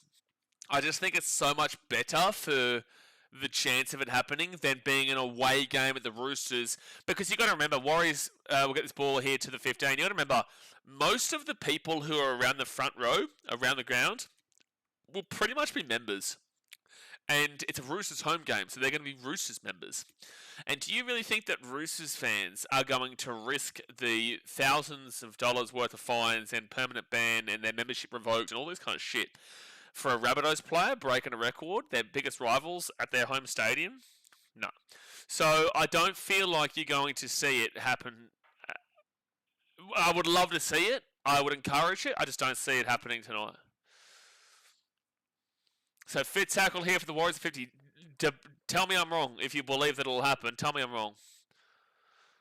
So the Raiders will get this ball here at the 15, and Savelio Tamale gets a ball to the 25. I would say, I don't know. This is a 50-50 game still. Like, it completely is. Who do you believe? I can't wait for the stats at half time, because who do you believe is in the ascendancy right now? Who do you believe has had the better first half? I could say that both teams have been, defensively resilient, and both teams have kind of held their own together, but there's not been a whole bunch of undeniable attack kind of deal. Like, it's been a bit of a weird one, but it's been a good game. I've enjoyed the game. Horse at the back. Here's quickly Ethan Strange, and Strange will be taken down to the 45. I'd have to wait for the Fox Tri-Pick to make my final tip. Oh, I hate you, Daz. You're lucky you don't get timed out for that suggestion. Sanders will hit that one right in the middle, and it's a drop ball from the Warriors, and there's a knock-on from Dallin Watani to Lesnar. The first one they get called as a knockback, but then he knocks it on as he goes to regather. 3.5 minutes to go in the first half, and the Raiders are going to get an opportunity to take the lead here at the end of the first half. He drops his first one, and they say that goes backwards, but then as he goes to pick this next one up, then he loses that one forward, yeah. Yeah, 50-50 AI will predict so far. Exactly right, Brenton. Exactly right. Santa says, ain't no way any true Roosters fan will run on the field. Bullshit. If the Rabbitohs fans all run on, I guarantee they do, and they run to their players. They don't run to the Rabbitohs players. Of course they're going to run on the field if they have the opportunity, because they're going to run onto the field to go and say hello to Daniel Tupou, who might break Ken Irvine's record by the end of his career, and probably will break Ken Irvine's record by the end of his career. People forget about Daniel Tupou. Daniel Tupou will probably break that record too, but he just won't have. He just won't go above Alex Johnson for mine. All right, so that's going to be second tackle here for the Raiders. They are 5 metres away from the line. Corey Horsper back to Tom Starling. Here they go. Here comes Ethan Sanders. Strange quick pass. Xavier Savage, sorry. Savage going to be the 10. That was risky play. I feel like Raiders are playing good footy for what dry track is, but in this wet weather, it's a bit weird. Out to Mariota with a great run. He's going to be 3 metres away from the line. Mariota back to Tom Starling. Starling off to Sanders. KO week 6 again here for Canberra. Wow, you've got a really tough 2 minutes coming up here, Warriors. 6 again, first tackle, 2 minutes away from the line. They'll get that to Ethan Sanders. Sanders and to Corey Horsper. Horsper's just going to run this ball to the 10, to the 8, to about 5 metres away now. 5 metres away, Tom Starling. He'll go to the right, off to Sanders. Sanders, short ball. Noah Martin, close to a knock on there. Third tackle. Good of him to hold on to the ball. No, I definitely have AJ to score 1. Out the back now to Zach Hosking, and Hosking's going to be 3 metres away. I'm not copping 11k. Yeah, you can't find 20k people, Olivia, but that just comes down to how many people do rush. 4 tackle, short ball into the line. Great run! Held up, or just short, sorry. Hudson Young, literally half a metre. Fit tackle. They go quickly. Oh, Sanders knocks the ball on. Good work there from the Warriors, but the Raiders, look, I do feel like would have scored on numerous times there if this was a dry track, but in this wet track, it is just so difficult to score right now. It is so difficult to score. Both teams, this wet weather is bringing together a beauty of a matchup. XP says, up the wires, but for my fantasy team, hope Noah Martin score big. Well, he nearly has scored a couple of times, but this wet weather, Fisher Harris is back on the field, by the way. This wet weather is really limiting any kind of points, and that's why whoever thought that 49.5 was the over-under for this game was off their rocker. VIUAL says, don't you show the game? Well, obviously you're looking for an legal broadcast, an illegal stream, and due to broadcast restrictions, I can't show the game, but I can commentate it for you. 4th tackle now for the Warriors, and they'll beat the 44. You know that you're looking for an illegal stream. The key word there is illegal, man. So 4th tackle, Tanner Boyd at the back. Here's quick passing. Ali Leotau at the 45, the 40. He's still going.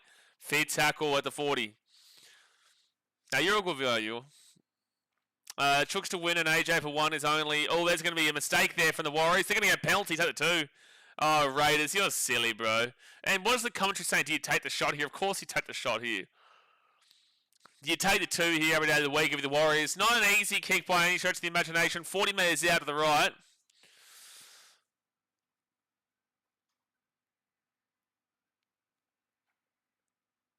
Well, I can't agree. I can't agree with that. I can't agree that should have been a penalty of the Warriors. I cannot agree.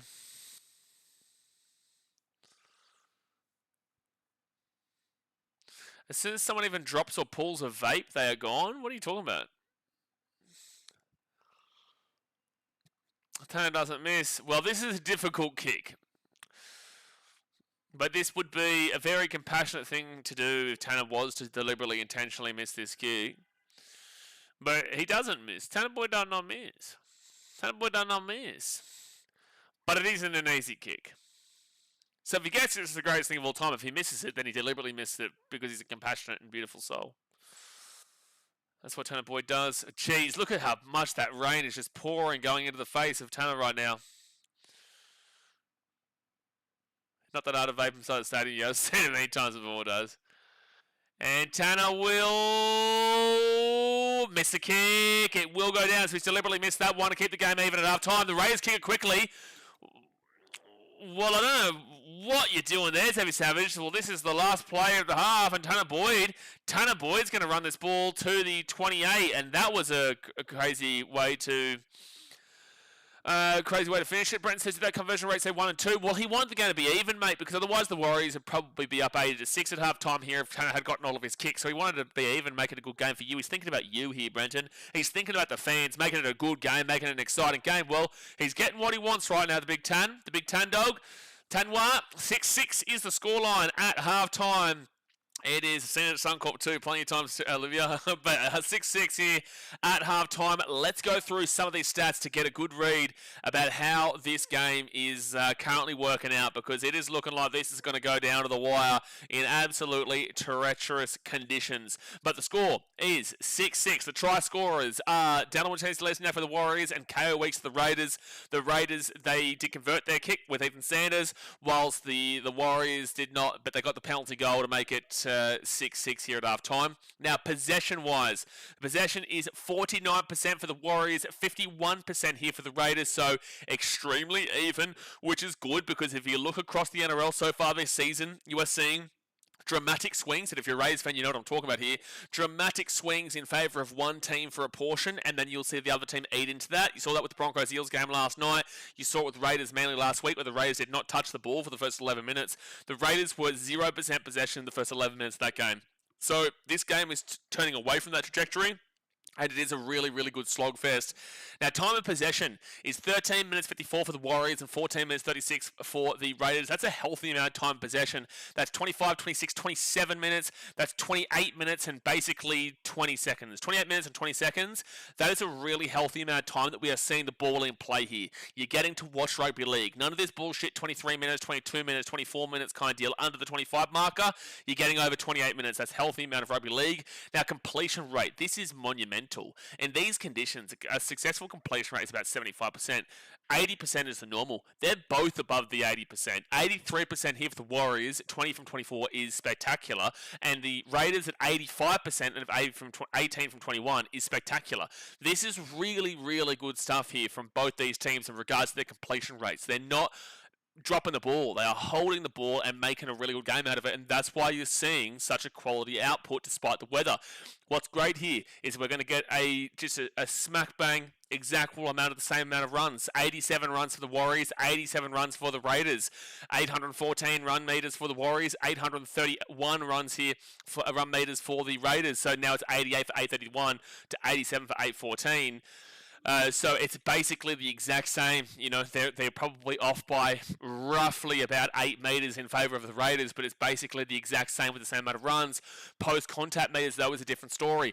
The Warriors have 310 post-contact meters to the Raiders having 280. So whilst it's quite even in regards to the run meters, the post-contact meters is well in advantage of the Raiders. In advantage of the Warriors, despite being down by 1 run. Line breaks is 2-1 of the Raiders. I do feel like they would have scored that Ethan Strange one if it was a dry track, but as he looked to go to the step, he slipped over.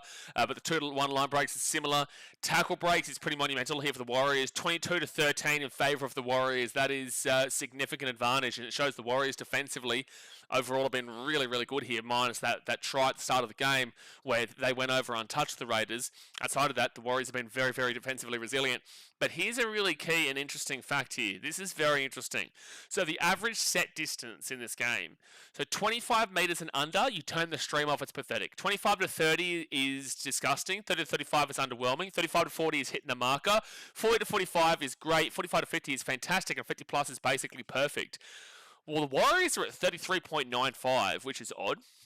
That feels really, really odd, but 33.95 is in the underwhelming category. That is 1 metre below the underwhelming category, whilst the Canberra Raiders are at 40.07, which is in the great category. It's just inside. It's breached it at 40.07. So they are effectively 6 metres ahead per set here, the Raiders. They are 6 metres ahead per set. That is a decent bit, considering that the metres were, really similar. And the post-contact meters were well in advantage of the Warriors, but yet you're seeing the Raiders with a much better average set distance, which is interesting. So average play the ball speed, you've got 3.92 seconds here for the Warriors and 3.43 seconds for the Raiders. I'm going to bump it up a couple of seconds here. Oh, not a couple of seconds, we're going to bump it up. So usually it's 3.19 and below is extremely fast. We're going to go 3.39 and below is extremely... No, 3.29 and below is extremely fast.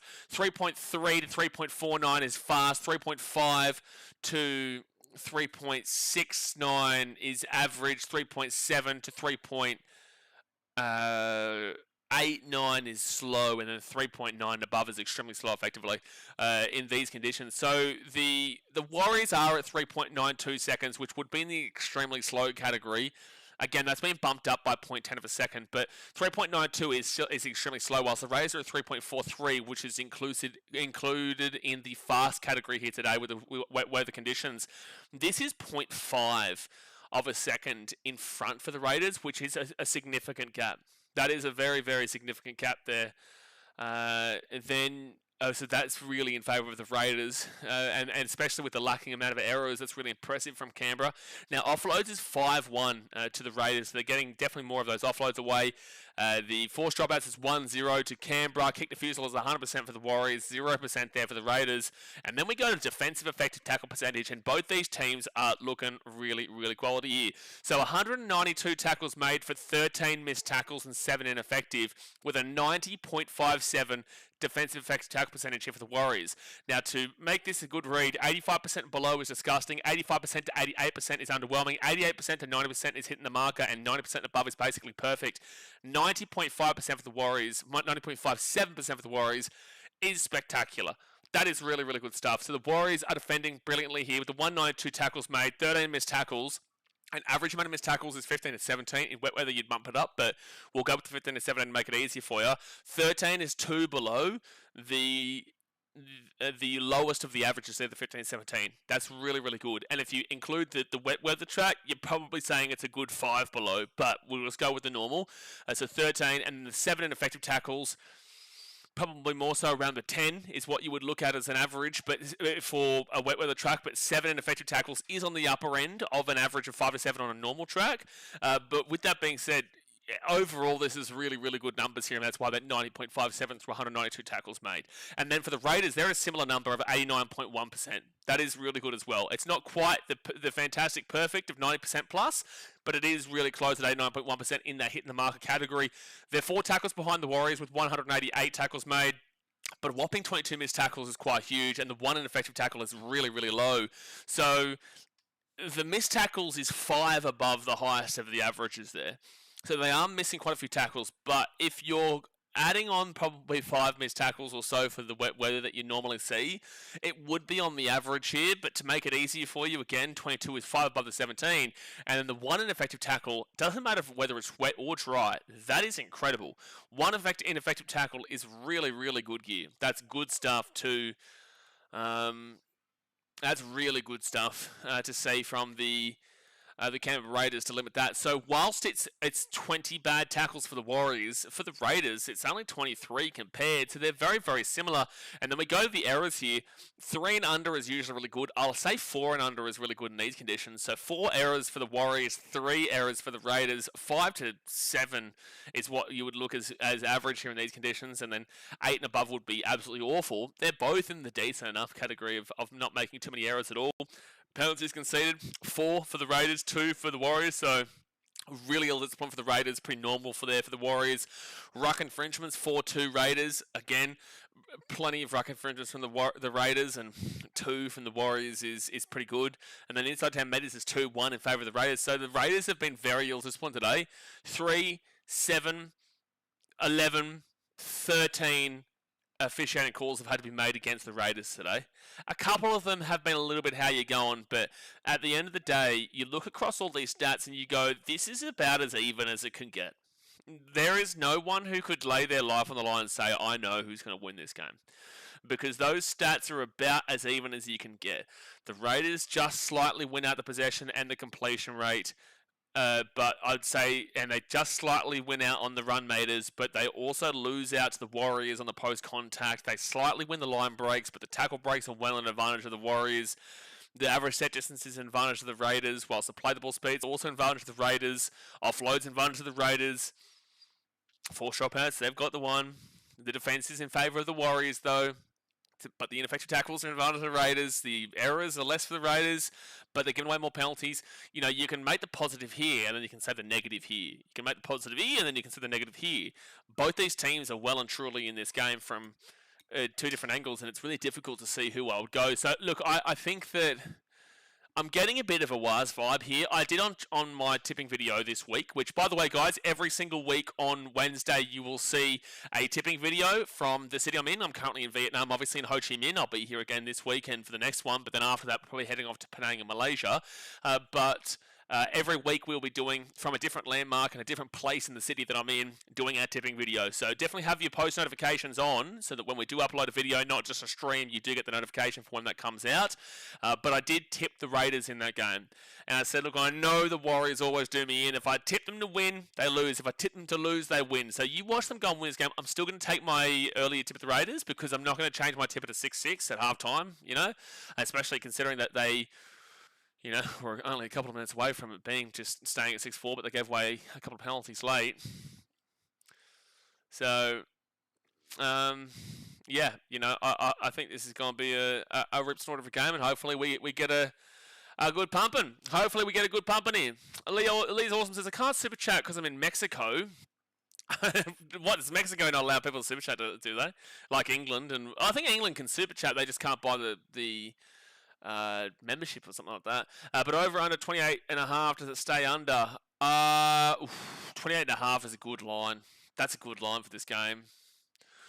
28.5. I will go under. I will, but that's a really tough one, man. I'd be very, very careful about that. That's a really good line. 49.5 was a stupid line before this game started, but 28.5 at 12 points right now. 18 points. Oh, dude, you know what? I'm going to go risky. I'm going to say over. I'm going to go risky, and I'm going to say that this opens up a little bit more in the second half. Oh, man, but I could also see a 14-12 kind of deal. I'm going to go risk and go over, but be very careful. That's a good line. Tanner is a man of morals. He knew that penalty was soft, so he missed on purpose to keep the game fair. Exactly right. Full-time stories, you get it. You get it. Ryan says the Eels could play good football for the rest of the year, but I don't think they will. Well, the Titans could never lose a game ever again, but I also don't think they will. Home of the NRL says finally some good defense compared to the Broncos-Eels game. Yeah, but weather is helping that out. But with that being said, both these teams are usually defensively quite resilient, but also with what you had no defense in that game, you have no attack in this game. But I've really enjoyed this game a lot more so. Riley, it was one game, no one taking you serious unless you beat Penrith in round 4. No one's taking the Eels serious right this very second. We definitely have to wait and see on them. Tito's they still got 52 points to 4 last week. It's not like the Broncos are an incredible team. They lost 26-0 to the Panthers last week. Yeah, they won the grand final last year, but last year is last year, and they look awful right now. Their defense was worse than their defense sucked harder than a stripper in Surfers Paradise. Like that's how bad the Broncos defense was last night. So I wouldn't be reading too heavily into the Eels right now until they go and prove it on a consistent level across many weeks. Up the Bunny says Kurt Catewell just ruptured his calf. God bless him. Oh, dude, that sucks to see. I hate to see that. You hate to see that. Rodriguez says you're going to stream Bangladesh versus Pakistan. My next stream for cricket is going to be New Zealand versus South Africa. I think in T22, and that's on Monday. I think Monday is my next cricket stream there for you, Rodrigo. Can't wait for the Fox League AI to give us a 50-50 again. Yeah, it will. It will straight up give us a 50-50. All right, so the Warriors, they are coming out here for the second half. Come on. Come on. Here we go. Is it still pouring down rain? It's not pouring down rain, but it is still definitely raining right now. The Warriors are out in the field. Give me your score predictions in the chat. And don't forget Roosters versus the Rabbitohs right after this. And a big one. All right, here we go. Who wants the Fox AI predictor? 56% of the Warriors? Okay. You know what? I back you up. At least that gives you... It's still stupid because what are you basing that off? But also...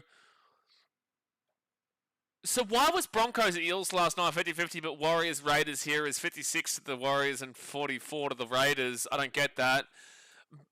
I wonder what you're basing that off, but also I back the tenacity, the audacity to have a strong prediction behind a team in a 6-6 game.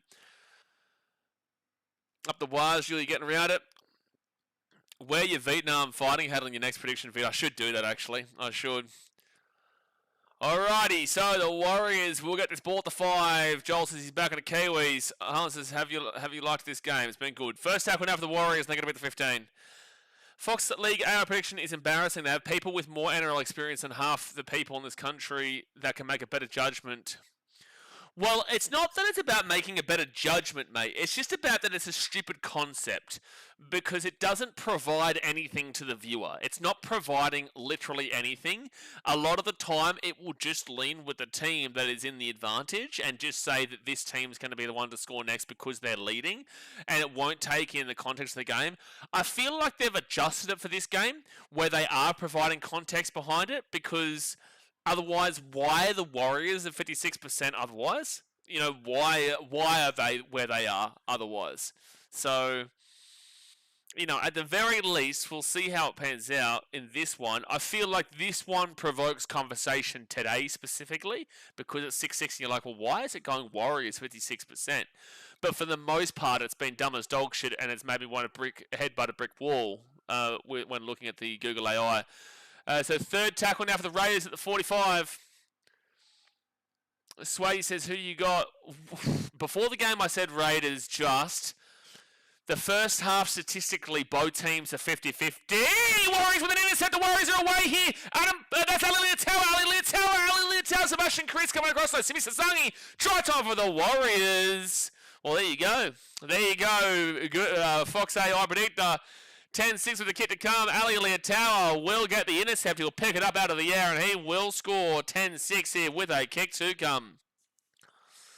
10-6 with a kick to come. The Warriors take the lead through an intercept. Starling was trying to make a big play. And just try, yeah, if he gets the pass away, then they will score. But obviously it just goes straight to Ali Leotau, who picks it out of the air. And like, they had a 4-on-1 if he makes that pass and Ali Leotau gets done over. Mitchell says, game, set, match. Oh, not this shit again. Don't do this again to me. Don't do this again to me, please. Please, I'm begging. I am begging. So 30. Oh my gosh, Mick Ennis again. They just love this apparent home record of the Wars. They love it. Raiders look lost with Fogarty. Without Fogarty, they do definitely not. They definitely do not. Long way to go in this game. Long way to go in this game. Well, this is I can make you eat dog, but I'm not that mean. No, I wouldn't be eating that again. We'll definitely do like a dono stream probably next week of some sort. That's going to be Tanner not missing, because guess what? Tanner does not miss. It's 12-6. It is 12-6 to the Wars with 37 minutes to go here in the game. You know what, Warriors? You go and win this game, I might tip you next week, and then you'll lose, and you'll hate me that when I tip you. You'll hate that I tip you in the future. Who do you play next week? Oh, you play the Knights. Oh, could you imagine the scenes if you go and beat the Roosters and then the Raiders, and then in round 3, and I tip both the Roosters and the Raiders, and then in round 3 you play the Knights in Newcastle, I tip you and you lose the Knights. That would be a very Warriors thing to do, though. It would be. Alright, so the Warriors will get this ball here at the 3 with 37 minutes to go here in the game. And they'll be 15 metres out from their own line through James Fisher-Harris. Tanner's really trying to be like Donovan Mitchell with this not missing thing. Well, Tanner Boyd does not miss. It's not possible. Donovan Mitchell's a cat. Just an absolute cat. Third tackle now for the Warriors at the 30. And now Vaimalga, he'll be at the 44. Oh, is that a 6 again? Is that a 6 again? They've just called. I thought I just heard the noise in the background. Why? Why is it a 6 again, though? Okay, so it's first tackle for the Warriors. That didn't even make sense. They'll go out to the left to James Fisher-Harris. Fisher-Harris is Tanner Stowers-Smith, and Stowers-Smith is going to be at the 35 on second tackle. 7 set restarts for the Wars, 3 for the Raiders. They've been ill-disciplined today, the Raiders, but I don't know what that last set restart was for. Third tackle, sorry, at the 25. Tanner Boyd, and it's going to be Leka Halasima with a great run to the 12. They go quickly. They go fast. Chance at the 5 on fifth tackle. 35 minutes left. And they get to Wade Egan. Wade Egan off to Tanner Boyd. Tanner Boyd kicks that ball across. It's a good kick in a good area. Knocked back here. Oh! I think this is going to be... I don't know. They're going to have to check this. There's a lot that goes on here. So let's try and focus again on NRL here, Mitchell. Let's try and keep it here. What was the AR score predictor? I missed it. No, it went Warriors. It was actually, I defended it today. I actually said it wasn't too bad in regards to, you know, going 56% for the Warriors at a 6-6 scoreline. And the Warriors did score first. Depends how they go against the Dragons. I do think the Storm would beat the Bronx at home. Yeah. I don't think the Dragons game has anything to do with what my thoughts are in regards to that. So what happens here? Do the Raiders knock this ball on it at 10? No, that's knocked. That's one arm, though. What do you mean perspective? He's gone up with one arm. This is a penalty to the Raiders. He's gone up with one arm. This is your rule you created this year. It's one arm. This is a dumb rule, but at the end of the day, this is your rule. It's a knock-on, really, anyway, actually. Ball travels forward across the ground.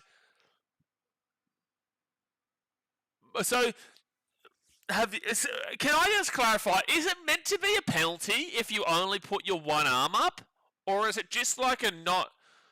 Is it just like a turnover? Because I thought that should have been a penalty then, but instead it's going to be Raiders ball here at the 10. Oh, dude, the NRL's a shambles, man. I don't know, man. I dead set don't know. Raiders here, they're going to be taken all the way back here to the 5. Wow, that was Xavier Savage just got manhandled by 4. And it's a penalty, yeah. It's a penalty. Oh, Biffo, there's actually Biffo here. Someone punch him in the nose. Punch him all in the nose. I don't care which team. Just throw some punches, you cats. 35 minutes to go here of the game. And it will be a penalty to the Raiders. Can someone please explain to me, if you put one arm up and you only contest with one arm, is that then a penalty or is that just a turnover? Because I would assume it's a penalty. And if it's a penalty, why was that not a penalty just then to the Raiders?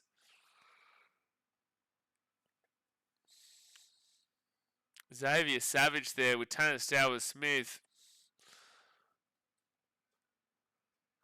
So the Raiders will get this ball here at their own 20. 4 penalties to the Warriors, 3 penalties to the Raiders today. Disrupt a rule change. No, that's not what I'm talking about though, Luke. Biffo got corrected to Bigfoot. Should be a penalty. Saw it get called last week, right? Well, it should have been called against Sam Stonestreet last week. I just don't know, man.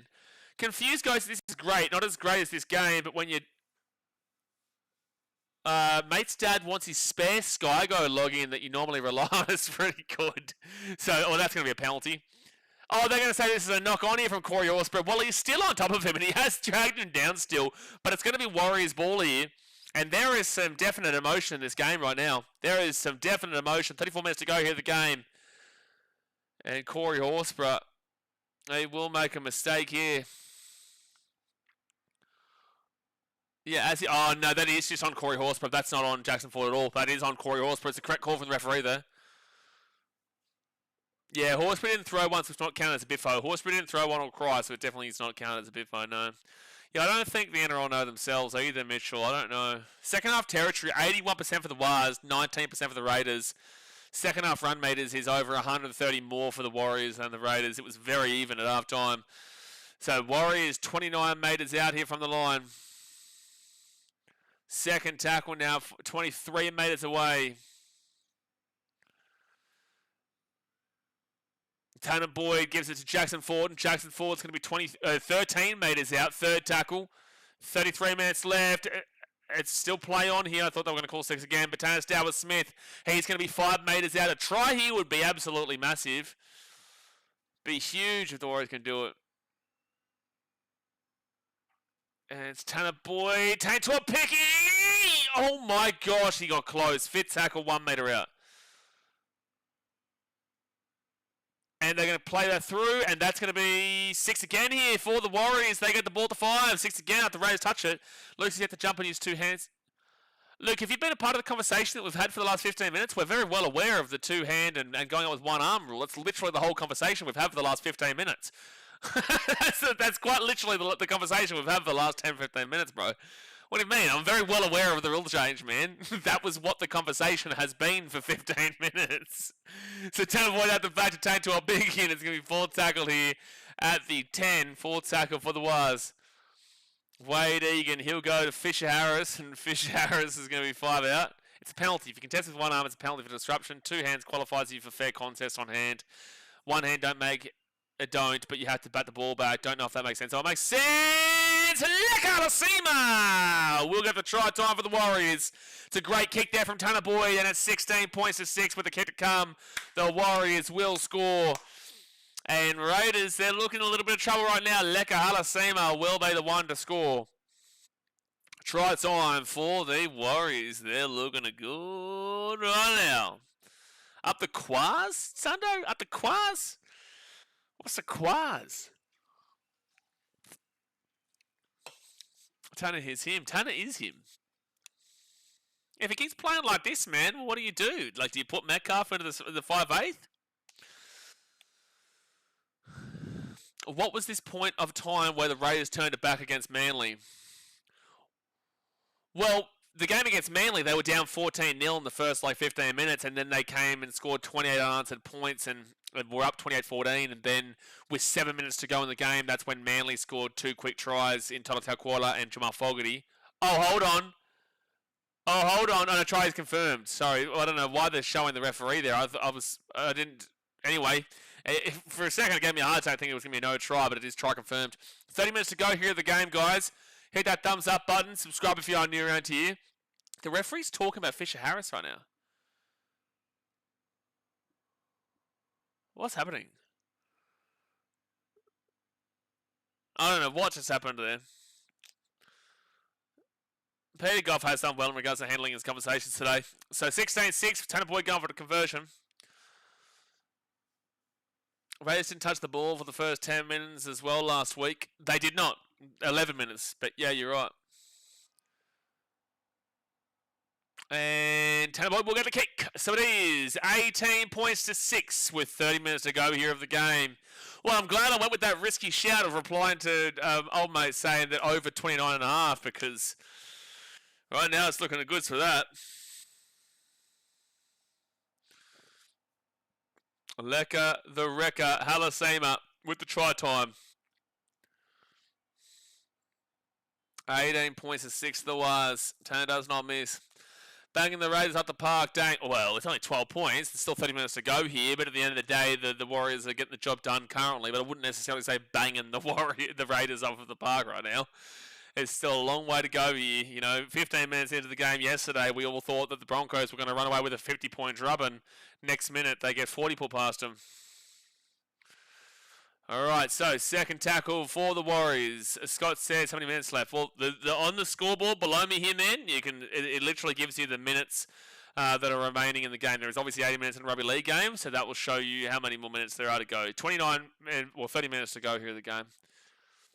Third tackle, now fourth tackle. They'll get this ball to the 45. Chance to clock stab back to Wade Egan.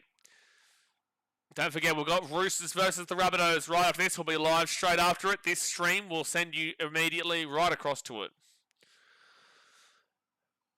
And Tanner Boyd puts that ball up to the 10 where KO Weeks gets it. No pressure there. He's going to run this ball back. You need to see them. Someone just have their X Factor breakaway. They need someone to turn the game on a dime. Raiders need to get that offload there. They would have been away. What do you mean iron my shirt? What are you talking about? This isn't an iron kind of shirt.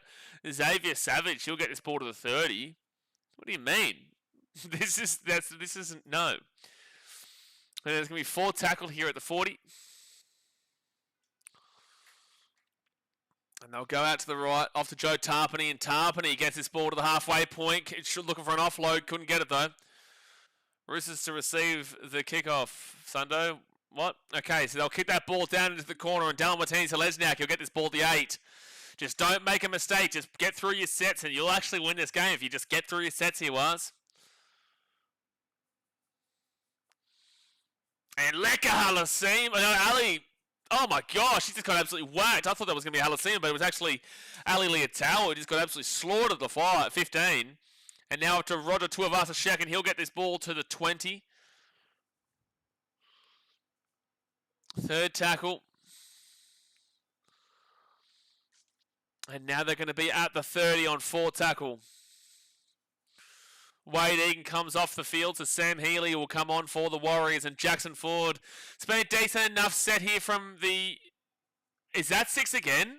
Wow, I'm surprised they didn't call 6 again for the Warriors just then. He was getting up, and Jackson Ford got a second attempt at it. So the Raiders will get this ball here at the 25, 30, 35. Good run from KO Weeks. Gets it out of the 35. RTS scoring on his 150th. It'd be nice to see. He hasn't really had too much of an impact here today, though, Rebel. But it'd be nice to see him get that try. Second tackle now for the Raiders, and they're going to be at the 40. A nice little step there from Simi Sasangi. But overall, I just don't really rate him, man. I'm surprised maybe Tomoko isn't starting and they've got Simi Sasangi starting in the centre. Noah Martin brings this ball out here to the 40 on 4 tackle. 4 tackle, Tom Starling. And they're finally in the Warriors half. I haven't seen the Raiders here in a long time, man. They'll get it out to Ethan Sanders, and Sanders is going to whack that ball up high. The chase is good. The chase is good. Knocked back here from the Raiders, but Tanastauer Smith is going to pick it up, and he's going to bring it to the 30 on first tackle.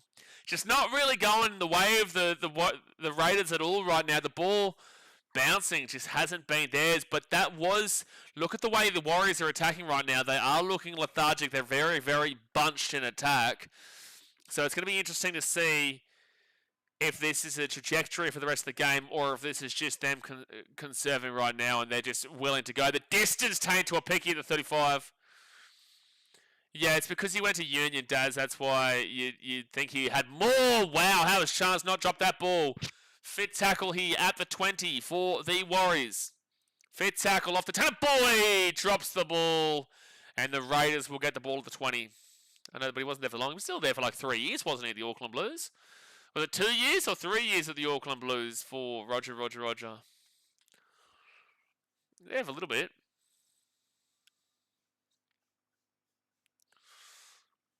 So the Raiders, they're going to get the ball with 25 minutes to go. Still, if you're a Raiders fan, there's still plenty of time here, and Warriors aren't exactly known as well for holding out leads, so just keep on showing this intensity and this physicality in defense, and you'll get the job done here, but there's still a mountain of work to be done, and that's 6 again here for the Raiders. Hudson Young at the 35, roll back to Tom Starling, can't be giving away those freebies, and Xavier Savage will get this ball to the 50. Look at how much... Wow, Fisher Harris is getting aggressive in that tackle. He's lucky he didn't get penalised for that. Raiders will bring this ball here to the 40. And now Tom Starling off to Sanders, short ball into the line. Out to Mariota, 4 tackle at 25. Tom Starling, very quick play the balls here from the Raiders. They kick this ball through, knock on. Oh, yeah, it's a knock on. Okay, Raiders get the ball 15 metres out. Here's your chance, Raiders. Here's your chance. Ethan Strange will call this.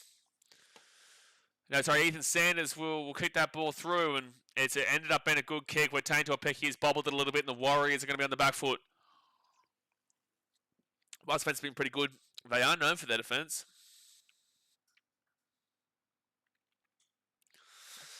Let's go Horsburgh, JCS. Let's go to the old Horsburgh. 24 minutes left. The try here will send this game into a mental finish. The Raiders... They do know how to attack, but in the wet weather, well, they just still score a good amount of points last week. KO Weeks quickly. Xavier Savage gets the offload away. Great offload. He was going to go over the sideline otherwise. KO Weeks tries to roll out. He'll be at the 15. First tackle now for the Raiders. Tom Starling, he's going to go to Simi Sasangi. And Simi Sasangi is going to get away from a weird tackle there from Jacob Laban. He'll be at the 10. Second tackle, Tom Starling, shaped left. They give it out to Hosking. Hosking runs it himself. And he's going to be 5 metres out. This is good defence from the Wires right now. Out to Sanders. Sanders now. KO Weeks. Noah Martin. He's been threatening all day, Noah, but he just can't get through here today. 6 again for the Raiders, though, at the 5. And they're going to give it off to... Oh, it's a lost ball there for Mata Mariota. It's a lost ball. And the 6 again doesn't count for anything because that's twice tonight, by the way, from the Raiders. They've received a 6 again, and then immediately after they'll lose the ball when it's already been wiped in regards to the 6 again. So you get your 6 again, but then you pass the ball, and effectively that's play on at that point, and then they made the mistake. Third tackle here for the Warriors, and they're at the 20 on their own side of the field. Second half completions, 8 from 9 completions for the Wires, 6 from 8 for the Raiders. Overall, it's still been great completion rates from both these teams in this game today. Both of them would be situated above 85%. Sam Healy to the 40 on fit tackle. Not an amazing set getting out of trouble, but with that being said, they're going to be able to punch their ticket out now. Tanner Boyd, not a great kick here, but the Warriors fans are booing. They're not going to get a penalty, though, for a hit on the kicker. And the Raiders, through Savelio Tamale, he'll bring it out to the 35 on first tackle. In the wet, not bad. This is what you're expecting. So Sebastian Chris gets his ball to the 42 on second tackle. In the wet is better. Wet is usually better defense overall. Simi Sasang gets away from one, gets away from two. And we'll get this ball to the 40 on third tackle. 38 minutes away. They go out to Zach Hosking. Hosking to Ethan Sanders. Sanders and Hudson Young will be at the 30 on fourth tackle. It's still only 2 converted tries the difference. Tom Starling to Ethan Sanders. Sanders now to Ethan Strange. Strange to the 25. He gets it off to Sasangi. Sasangi, quick pass, quick pass. That should have been a forward pass to mine. They haven't called it. They haven't called it. That should have been a forward pass in the Raiders to mine. Noah Martin, he'll go himself, and Noah Martin will not score. Ball don't lie. That's bullshit from the referees, and that's bullshit from the officials that they did not call that forward pass against the Raiders. Ball don't lie. Raiders did not deserve a try off the back of that. So I'm really glad they didn't score just now, because if they had scored, we would have seen all the complaints from the Warriors fans, and they would have been right in regards to that one. That is bullshit. They didn't call that as a forward pass, but I'm glad that the Raiders didn't score off the back of it. Nathan says, who you backing? From here, you'd be leaning with the Wars. But obviously that's a change of direction from what I said before the game started. But I did say this was a complete 50-50. So third tackle now from the Warriors. 2023 prelim final PTSD. Not as bad as that one. That was way worse than that just now. Fourth tackle now for the Warriors at the 40. 20 minutes to go here of the game, guys. Hit that like button. Subscribe if you are new around here. 20 minutes to go. Kai's Kitchen says, you're damn right, Warriors always getting done bad like that. Bullshit. Last week, you got a lot of beneficial calls. Let's not pretend like last week didn't happen, but yet, we're happy to complain about the calls themselves as well. Tamale's going to go over the sideline here. No, he stayed inside of the field of play. He stayed inside the field of play. Well done. I'm not going down that path, Kays. No, we're not doing that, because we also see that is an overblown thing as well, that accountability is never had at the Warriors. But I will complain about calls against them when they are legitimate like that was. Third tackle now for the Raiders, and they're at the 30. So we'll go out to the right here, and Kale Weeks runs this ball to the 40 on fourth tackle. Right now, they're still in the back foot, and the Warriors are just grinding them out of this. Matty Tomoko on the field, and that's a good run. I don't understand why he's not starting right now, Matty Tomoko. Kiwi centre, why? All right, read the room right now, Robbo. We're obviously in a pretty intense game right now, and that's going to be Warriors with the ball. Was that a penalty? Is that a penalty? Dallin Martinez-Lesniak is complaining a penalty. They may look at this. Tanner's bombs have really improved. Dallin grabs it. Oh, dude. It's shoulder to the back of the head here. This is interesting, but it's also like already going to the ground. It's going to be a penalty, I would assume, though. I think it is a leading shoulder to the back of the head, though. It's going to be mitigation, so it's going to be a penalty, but it's not on the bin. It's a correct call. It's a correct call. It's the correct call. Nah, it didn't deserve a bin. They're saying they dodged the ball there. It didn't deserve a bin there, but with that being said,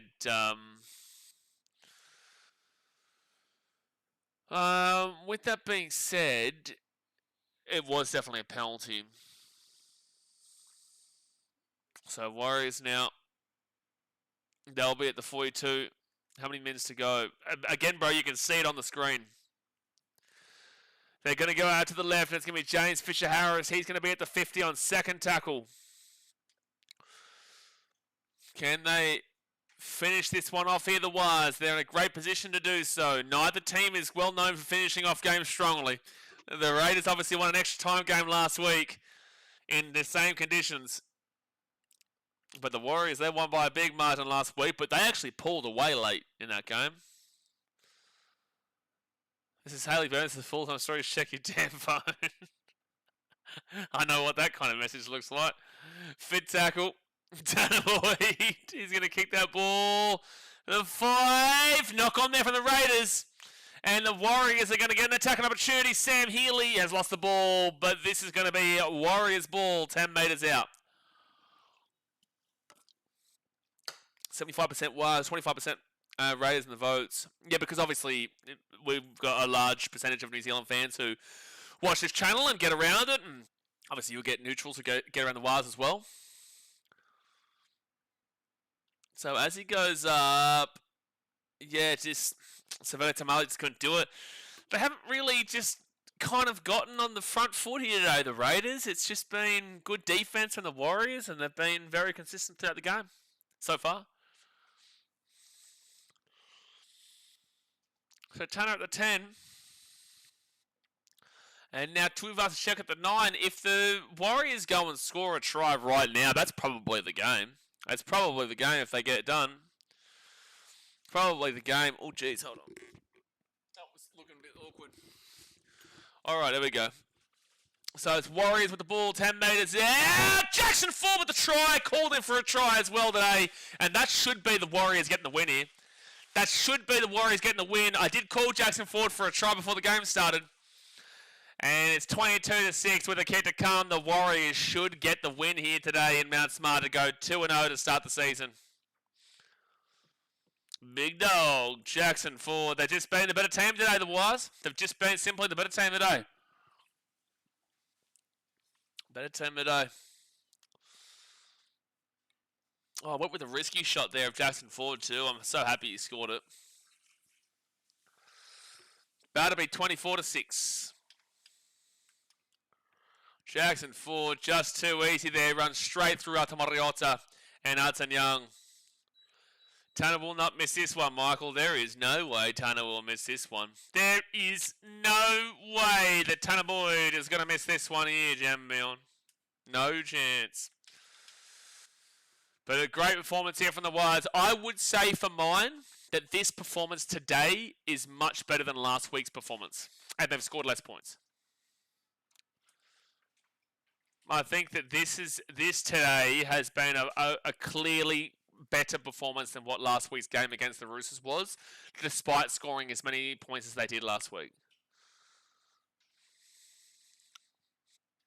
That's what he says, tipping is gay anyway. Wait, never mind, I tipped the Wires. Well, there you go, Daz. So Tanner Boyd will get the kick. And it is 24 points to 6 with 16 minutes to go. Who am I going for the next game? Well, I don't care who wins at the end of the day. I'm a Titans fan. I just want my team to win a game for once in their lives. But I have tipped the Roosters. But I'm also not confident in that game either. I'm also not exactly spectacularly confident in that game either. Highlanders fans, can you tip us against us every week, please, Mr. Streamer? Highlanders fan, you don't even support your team when your team's not playing at home. You literally said last year that you only support the Warriors when they're at home. So I don't want to be hearing that from you, champion. Jared says, let's go Warriors. Strong finish, lads. Highlanders fences cap. Incorrect. Ask anybody here on the channel that has been around here for over a year. So it's going to be James Fisher-Harris who's going to be the 15. I'm the UK Wigan Warriors fan here. Yeah, good stuff. Jess, they got a good win against the Panthers the other year. Well, it was debatable, but they got the job done at the end of the day. Second tackle now for the Warriors, and they're going to be at the 25. Scott, why are you betting 2K in a game you don't even know? What happened? Scott says I'm about to lose 2K. So what, you don't really know much about Rugby League, but you've gone and bet 2K on a game in wet weather conditions? So 4 tackle here at the halfway point? What are you doing, brother? Fifth tackle for the Warriors at 35. Rugby League is a difficult game to predict overall, man. It is. So yes, I soak. Well, stick around the channel for a little bit, man. You'll have a better idea. That doesn't mean, like, I watch every game and yet I'll still get tips wrong. I got this game wrong. Obviously last night's game's wrong. You know, I had a good round 1 of tipping, but this round hasn't been great so far. Stick around for a little bit because, yeah, you don't want to be betting that kind of money on games that you don't know anything about. So third tackle here for the Raiders. Third tackle at 25. And now the Raiders will get this ball to the 45 on their own side of the field. Sorry, to the 40 on their own side of the field. There's just nothing going on for the Raiders at all in this game. Fifth tackle at the halfway point. And Ethan Sanders is going to kick this ball down to the 15 for Dallin Watani-Lesniak. Nearly gets that one away, but he'll get that ball across now to Roger Tuivasa-Sheck, and he'll get it out to the 25 on first tackle. Maybe I should stop doing tipping of the actual games and start doing tipping of try scorers, because I'm super chuffed that I got Jonah Pezzett last. I got 3 or 4 try scorers last night, and then I'm super chuffed with Jackson 4 today. Going to show me proof of that bet. It's also 2K deposit to my account as well. Yeah, just through the donation part of the channel first. I'll send it to you, Dad. Just trust me. Full tackle now for the Warriors. They're with the 45. So give me try scorers for the next game. I'm getting 10% of it, Daz. I will say right this very second, I'm going to go with a little bit of... gee whiz. I'm going to back in David Fafita again. I'm going to do it. There's nothing you can do to stop me. And I will also go with Alex Johnston. Oh, no, Raiders! The Warriors have got the ball. Yeah, this game's done, lads. The Raiders aren't up for it. The Raiders are not up for this at all.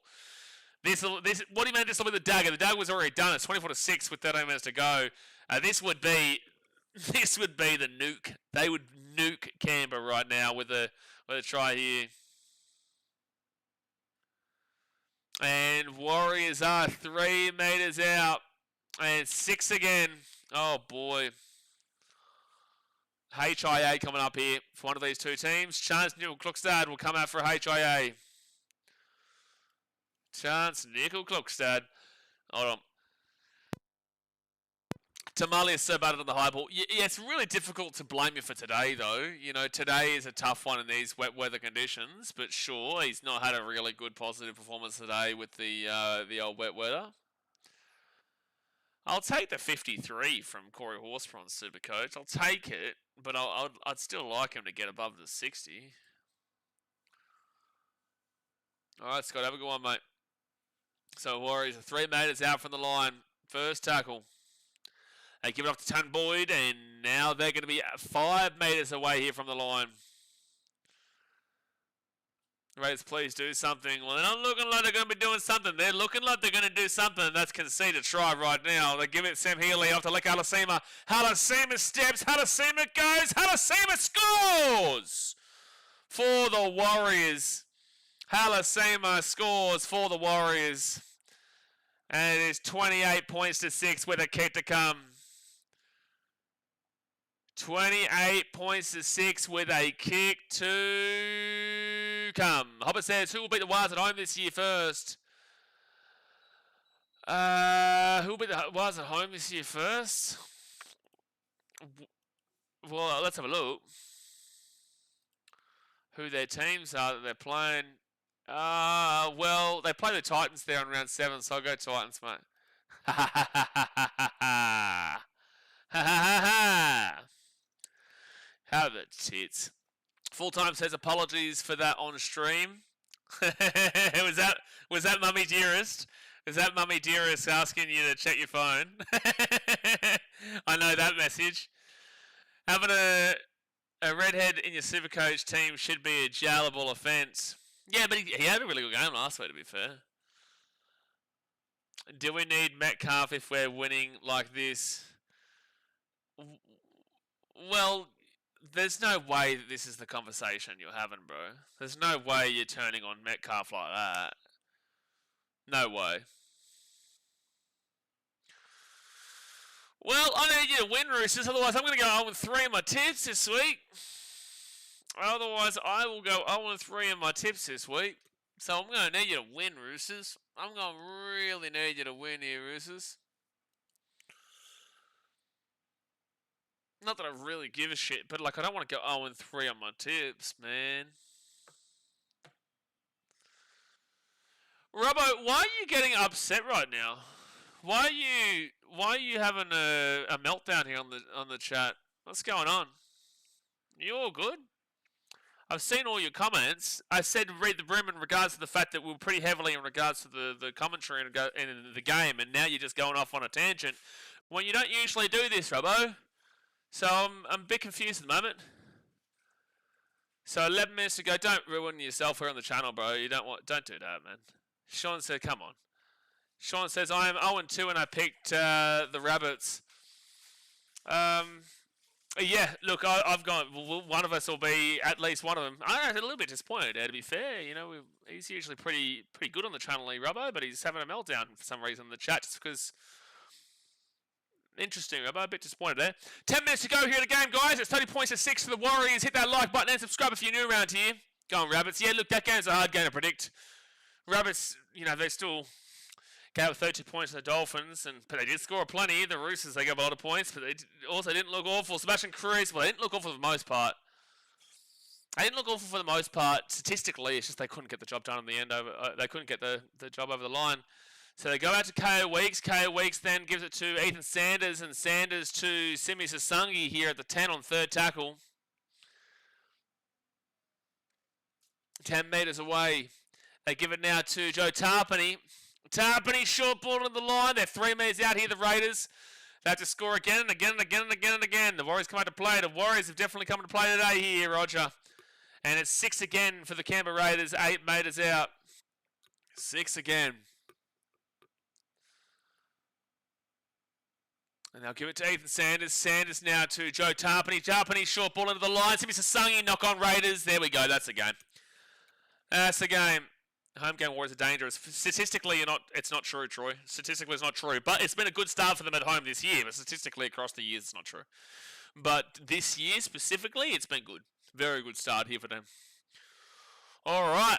Well, Warriors at the 25. Can they? They're not going to get the Fetty bomb. But like what we're seeing here from the Warriors in the last couple of weeks is that they're pulling away in games late, which is kind of the opposite of what we saw in the preseason, but the preseason isn't anything to go by.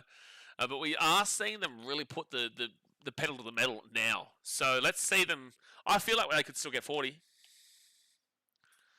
Warriors team new Will Warbrick 2027. Yeah, I don't really necessarily agree that that's even a necessity for the Warriors, but sure. Rick are going to destroy a Warriors rubbish bin them in. So fifth tackle and Tanner Boyd. Just a reminder, the Raiders were very close to going 0-2 to start this season. They were very close to losing to Manly. Very close. So Raiders now, it's going to be first tackle. And they're coming out of their own 10. They'll bring it to the 20. Second tackle now. 8.5 minutes to go here at the game. Now third tackle at the 25. Damn, we're going to have over 1,000 people vote in the poll, though. Good amount of people tuned in for this stream. Good to see. Sebastian Chris, he'll bring this ball out to the 45, the 50, back on the inside. The Raiders are away, even Strange. Should have got the offload away, but he didn't do it. Raiders give it off now to Ethan Sanders. Sanders up to KO Weeks, and KO Weeks now is going to be at the 38 on fit tackle. They go out to the right. Off to Ethan Sanders. Sanders kicks that ball through. Nothing happening there, and I don't think he's knocked that ball on. That's going to be fine, yeah. That's going to be fine. Well, who do the Warriors play next week? So the Warriors next week, that's right, they play the Knights. So you've gone through your 2 more difficult games, and now you travel to take on Newcastle in Newcastle next week. And then you've got the Tigers at home, Sharks away, Storm away, and then Titans at home and Dolphins at home. So, realistically, you could see yourself being 4-0 if you're the Warriors. And he's looking for 40-20 here. Oh, boy. Tanner Boyd, he is killing it right now. That's my boy, man. Go to Tan. Go to Tan, man. That is beautiful 40-20 there from Tanner Boyd. The Warriors are playing good footy, man. You got to respect it. You got to respect what the Warriors are doing as we currently are seeing. Tanner Boyd does not miss those 40-20s, and he slaps that one in. Does not miss. It's Tanner time. Ricky about to claim the ref had some questionable calls. No, today's been completely valid. Like last week I had my criticism and complaints with the referees in regards to I felt like the Roosters were being very harshly done by. This week I think it's been a very fair game where the Warriors have just cleanly and decisively won this one from the outset. Well, these teams have a lot of home games to start the season. Well, the Titans, we don't get a home game until like round 5 or 6 or something like that. We don't get it for ages. Your mate, you're a knob, Sundo. Third tackle. Third tackle at the 4. Tanner Boyd, short ball to the line. Leka Alasima. Alasima will be at the 8 on 4 tackle. 4 tackle. Tanner Boyd kicks his ball through. Played at 6 again. Tanner Boyd. Tanner Boyd! Haha, it's my boy, man. Oh, he's good. Tanner Boyd is having an absolute season right now. He will score the try, and it's 34 points to 6. I'm so proud of him, man. I'm so proud of Tanner Boyd, man. He has been through the absolute damn well slap-up slaughter machine throughout his career. I've had to defend him and defend him and defend him and defend him over the years. I'm so glad that he's having such a good positive start to this year. Had a great year with the Warriors in the New South Wales Cup last year, and now he's putting in fantastic performances here for not only the Raiders game but also the Roosters game last week. So happy for him. So happy for him, man. What a performance here from the Wars. This has been really, really clinical here. That is actually a really nice little flick up kick there from the Wars back to Tanner Boyd as well. No, they're looking at goods, man. They are. They're looking at goods. Well, Warriors fans, we're going to be tipping you against the Knights next week. That's a try session of big fella. Massive stuff. Maybe this year, Warriors fans. Well, if you believe maybe this year, well, you got your bucket hat, you got your maybe this year merchandise in the pinned comment in the description. Go check it out. Maybe it is this year for you if you're going to play footy like this all year long. 4 minutes to go here of the game. Tanner Boyd seems like a top bloke. He is a top bloke, mate. He really is, and he's had a hard slog in his career, mate. He really has. He's had a hard slog in his career, and I know how much he cares about the game. I know how much he cares about the community and the people that that have. I just know I've known Tanner for many years now, and it's always made me. It's been a really hard watch to see as he's had his struggles and he's had his difficulties with the Titans and even at the Warriors and all this kind of jazz, and it's just been a real tough slog for him. So I'm super proud of him that he's been able to do what he's been able to do and to keep on fighting a good fight and looking as good as he is right this very second. It's taken him a while to get here, but he's got here. 4 minutes to go to game. Don't forget, we'll be live for the Roosters versus the Rabbitohs as Alex Johnson goes to try and break the all-time NRL try-scoring record against his biggest rivals, and that's not going to go 10. That's a penalty to the Warriors. Penalty to the Warriors. Paul Smith says, hey, do you regret losing Tanner Boyd? Do you see him living up to what he's becoming? Yes, I knew what Tanner Boyd could do. I've defended him for many years. I know Tanner. I know him. I've always backed him in. I backed him in through the hardest and harshest of times, but do I regret losing Tanner? No, he never would have been the player that he is now at the Titans. We weren't the right place for him. It wasn't going to be the good...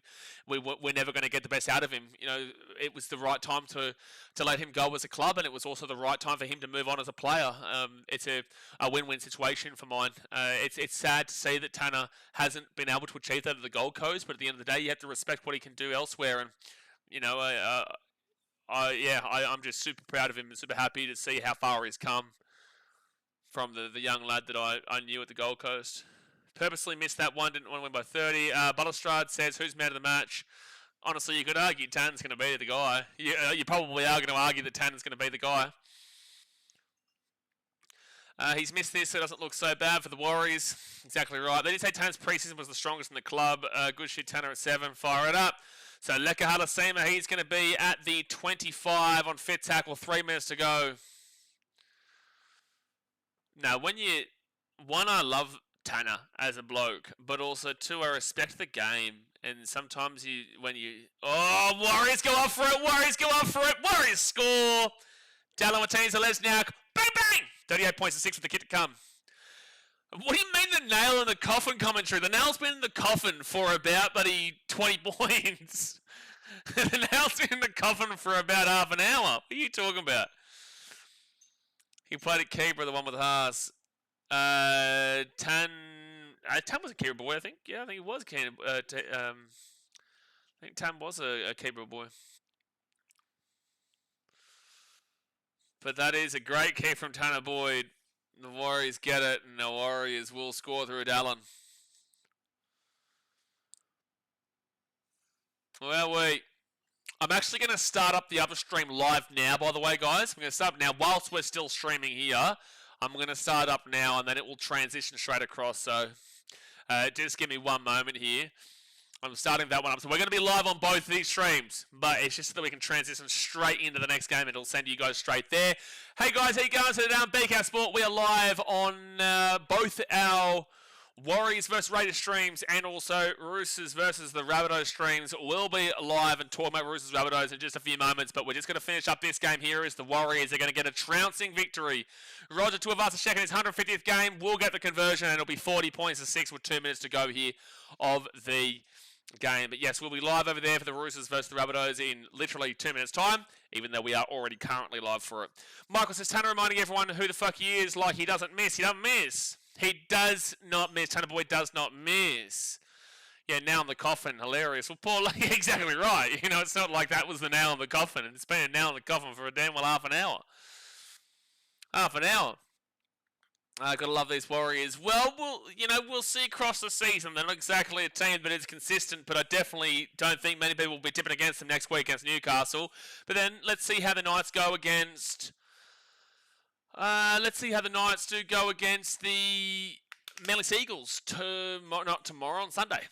On Sunday, Tanner Stowers-Smith, he'll bring the squad to the 10. Minute 46 to go here of the game. Brighton says, does it refresh the whole chat when it switches over? What do you mean? I don't know what you mean. Second tackle now for the Warriors at the 20. As in, no, it will send you to that video. The stream, once we finish here, it redirects you immediately to the other video that we're live for. So go to the left, Wade Egan, then off to Leka Halasima at the 40, the 45. It'll be 4 tackle. Like from stream to stream. It literally will just send you to the other video. So the Warriors, it just makes it easy for you guys instead of having to click. Ricky Stewart already preparing his post-game speech. Ricky Stewart is currently preparing to uppercut his players in the dressing rooms. Minute to go of the game. Tanner Boyd will kick that one to the 10, and it's going to be KO Weeks and brings this ball to the 25 on first tackle. This is really relentless stuff here from the Warriors today. This has been an impressive game. Next time I go to a Warriors game and bring in a Tanner doesn't miss banner, I'm going to make a t-shirt, Tanner doesn't miss. I'm going to make it. I'm going to order it. So third tackle now, fourth tackle here for the Raiders. Get the offload away. Joe Tarpany off to Ethan Sanders and Corey Horsburgh. They get to Xavier Savage. This Raiders team has just not been up to it today. It's good merch right there. Exactly right. Yeah, I know Jesse Barrow. So fourth tackle now for the Raiders. Corey Horsburgh, 6 again. He'll get that offload away. Intercept. Oh, Dallin had a try. He had a try right there, but he dropped the ball. And it's going to be Sevelia Tamale who runs it, gets the offload away. Ethan Strange. They get off to Noah Martin's away at the 40, the 35, the 30. Off to Xavier Savage. Savage is going to kick that ball back onto the inside. Where's the ball going to bounce here? It's going to be knocked backwards from the Warriors.